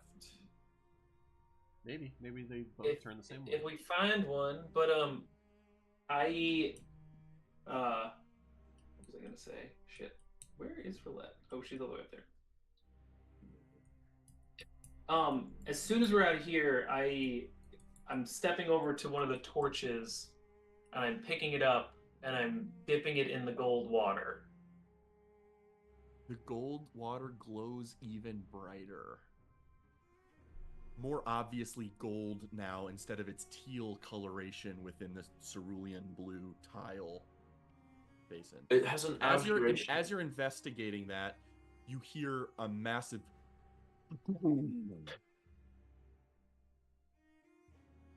and then you swear you hear a lot of rushing water from the Oh. chamber you guys just came from. And after a couple seconds, a stone slab is lifted back into place. And that chamber is open once Oh. more. How long did that take? Like from the beginning of the flooding, like 5 minutes, 10 minutes? Yeah. 5 to Let's 10. go try to turn it now. Maybe it popped on out. We return to the scene of the toilet. Okay. You guys head back in there. And seemingly, other than the fact that there's wet ground here, the basin of the pool looks like it's the same as it was before, same height. Roulette, you do suspect, I forget what it's called. It's kind of a famous thing. There's a famous type of drain system, and I really forget what it's called. It's like, it's not Pyrrhic. Pyrrhic is associated with the word Pyrrhic victory, but there's like a Pyrrhic drain, or it's called something like that, where the more liquid you put into something, a pressurization takes place that then dislocks various mechanisms, so that bottom groove you saw on the base of the drops out and then drains into the earth and then replaces itself, buoyant back up. So this thing has drained itself of the water. You guys could have survived in there because you're water breathing. However, a pressurization did take place in there that would have been harmful in some regard. Maybe not lethally, but it would have not been pleasant. However, as you see the stone slate door ahead of you, the thing is no longer in the position you moved it into. It is at its default position again. The stone tablet key on its thing. It's a Ptolemaic drainage system. Ptolemaic? Oh, Ptolemaic with a P? Yes, Ptolemy. Yeah, yes. I knew it started with a P. That's why my brain went to Pyrrhic, but yes. There was one of those in the newest Indiana Jones movie. Oh, cool. Anyway, I go back to the door. Is it back in its original spot? It is. I turn it to the left again. No, I turn it to the right, and I give You turn Rome, it the other way. I give Rome a wink as I do that. As you turn it the other way, oh, sorry about the music. I thought something was on the other side waiting. A gun! As you turn it the other way, it locks in place, and where some of the swirls of the not mosaic, but the etching of this situation, switch zooms.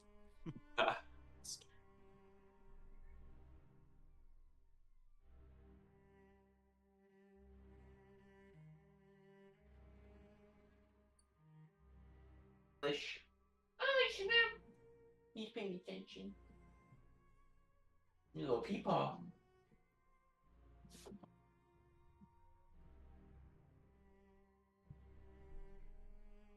right, so MJ will hear this when he's back, but Roulette, as you shift the stone tablet the other way, it locks into place again, and rather than triggering a mechanism from behind, where some of the etchings had sort of swirled in a certain location on the centralized base of this tablet, a mote of glowing golden energy just alights.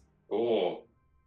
And then the whole tablet slides into the door, and the door disappears. Ooh. Very cool. Go ahead and make since you were standing right there and interacting with this most roulette, go ahead and make a nature check real quick. Nature. 14. All you get is that glowing orb of light in the sky over the forests and mountains looked like the golden moon might have been in the sky at some point. Maybe this was a particular vantage point once upon a time. And the triggering of the magic, the door just shimmers, fading, flecking away, disappearing. And all of you are immediately looking at, on the other side, one more very large maned owl statue. Mother. We're lucky this wasn't the Jekyll side. There does not appear to be anything else of note in this room. What? Other than a door that leads in an additional direction. These moon lovers also loved doors. And as you guys go to this one, once again, reliefless, flat stone. If you give it a push, it just grinds open slowly. Oh, I saw 2 statues in here. Who's pushing it? I'll just be ready with Some cloth. some cloth.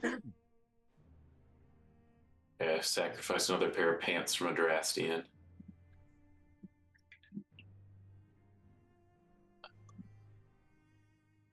As you guys move into that space, perhaps with Telperion and or Loaf or whoever's doing the clothing, you move into that space and you see what Jiri had described before, as well as 2 statues. As you move into about there, Telperion, you do begin to give off that golden flame appearance to you as you are within the cone of effect of that maned owl statue. I'll get the jackal first, and then I more leisurely get the owl. Okay. Coast is clear. Can this door be open from the back now? So you look from the back, and it looks like there are affixed to each of the doors through a pulley system massive thick iron chains that sort of hang at the sides, and upon pulling them further back into the chamber, so that they're on a pulley system. If you were to pull them this way and this way, you would effectively open each side of that doorway. I do that. Okay. You are welcome to pull. As you pull, let's say you start with this one, you pull it backwards, and it's rather heavy. That side of the doorway does open, and you can see the bridge from where you guys had been on the other side of it. But if you were to let go of the chain, the door is just going to pull shut once more. Oh, Tie it to the statue. I'd try that. You do see there is a specific shape that you think you could latch on the base to the statue. So you're able to do so. And if you would like, you can do so on the other side and functionally open these doors. I like a clear exit. Let's do that. Okay. So, another door. It does look like there's one additional door further back toward this end of the room, as well as this large relief of mosaic and carving on the bottom, as well as like a 5-foot diameter basin, semi-cylindrical. Telperion, if you examine those doors, do you want to go ahead and make an investigation check? Oh, I would love to. These are intricately etched with a beautiful depiction, more well preserved than the previous rooms, of just very intricate and abstract art that again seems to give reverence to a single circular shape at the base that is along the groove of these 2 doors. With a 21, you said? Correct. You can see at the base of these doors, there are grooves that run from the door intricately like tributaries of a stream. They run toward the basin that this relief in the center of the room is sort of seemingly cradling. I dumped my 2 vials one of my vials of gold water in it. Okay. You dump your vial of gold water in there, and it seems to glow a little bit, but that one vial of it has filled, 1/168th of the volume required. Grab a torch from the room where it flooded, come back, say, all right, Jiri, start blasting some water. All right, hydro pump. Anyways, started blasting. And Do you hold a torch in hold the front of it? torch Either it's like a flamethrower. Yeah, I'll hold it right in front of the hydro pump. Literally. And if that doesn't do the trick, I'll just sink it, and wherever the water fills the reliefs.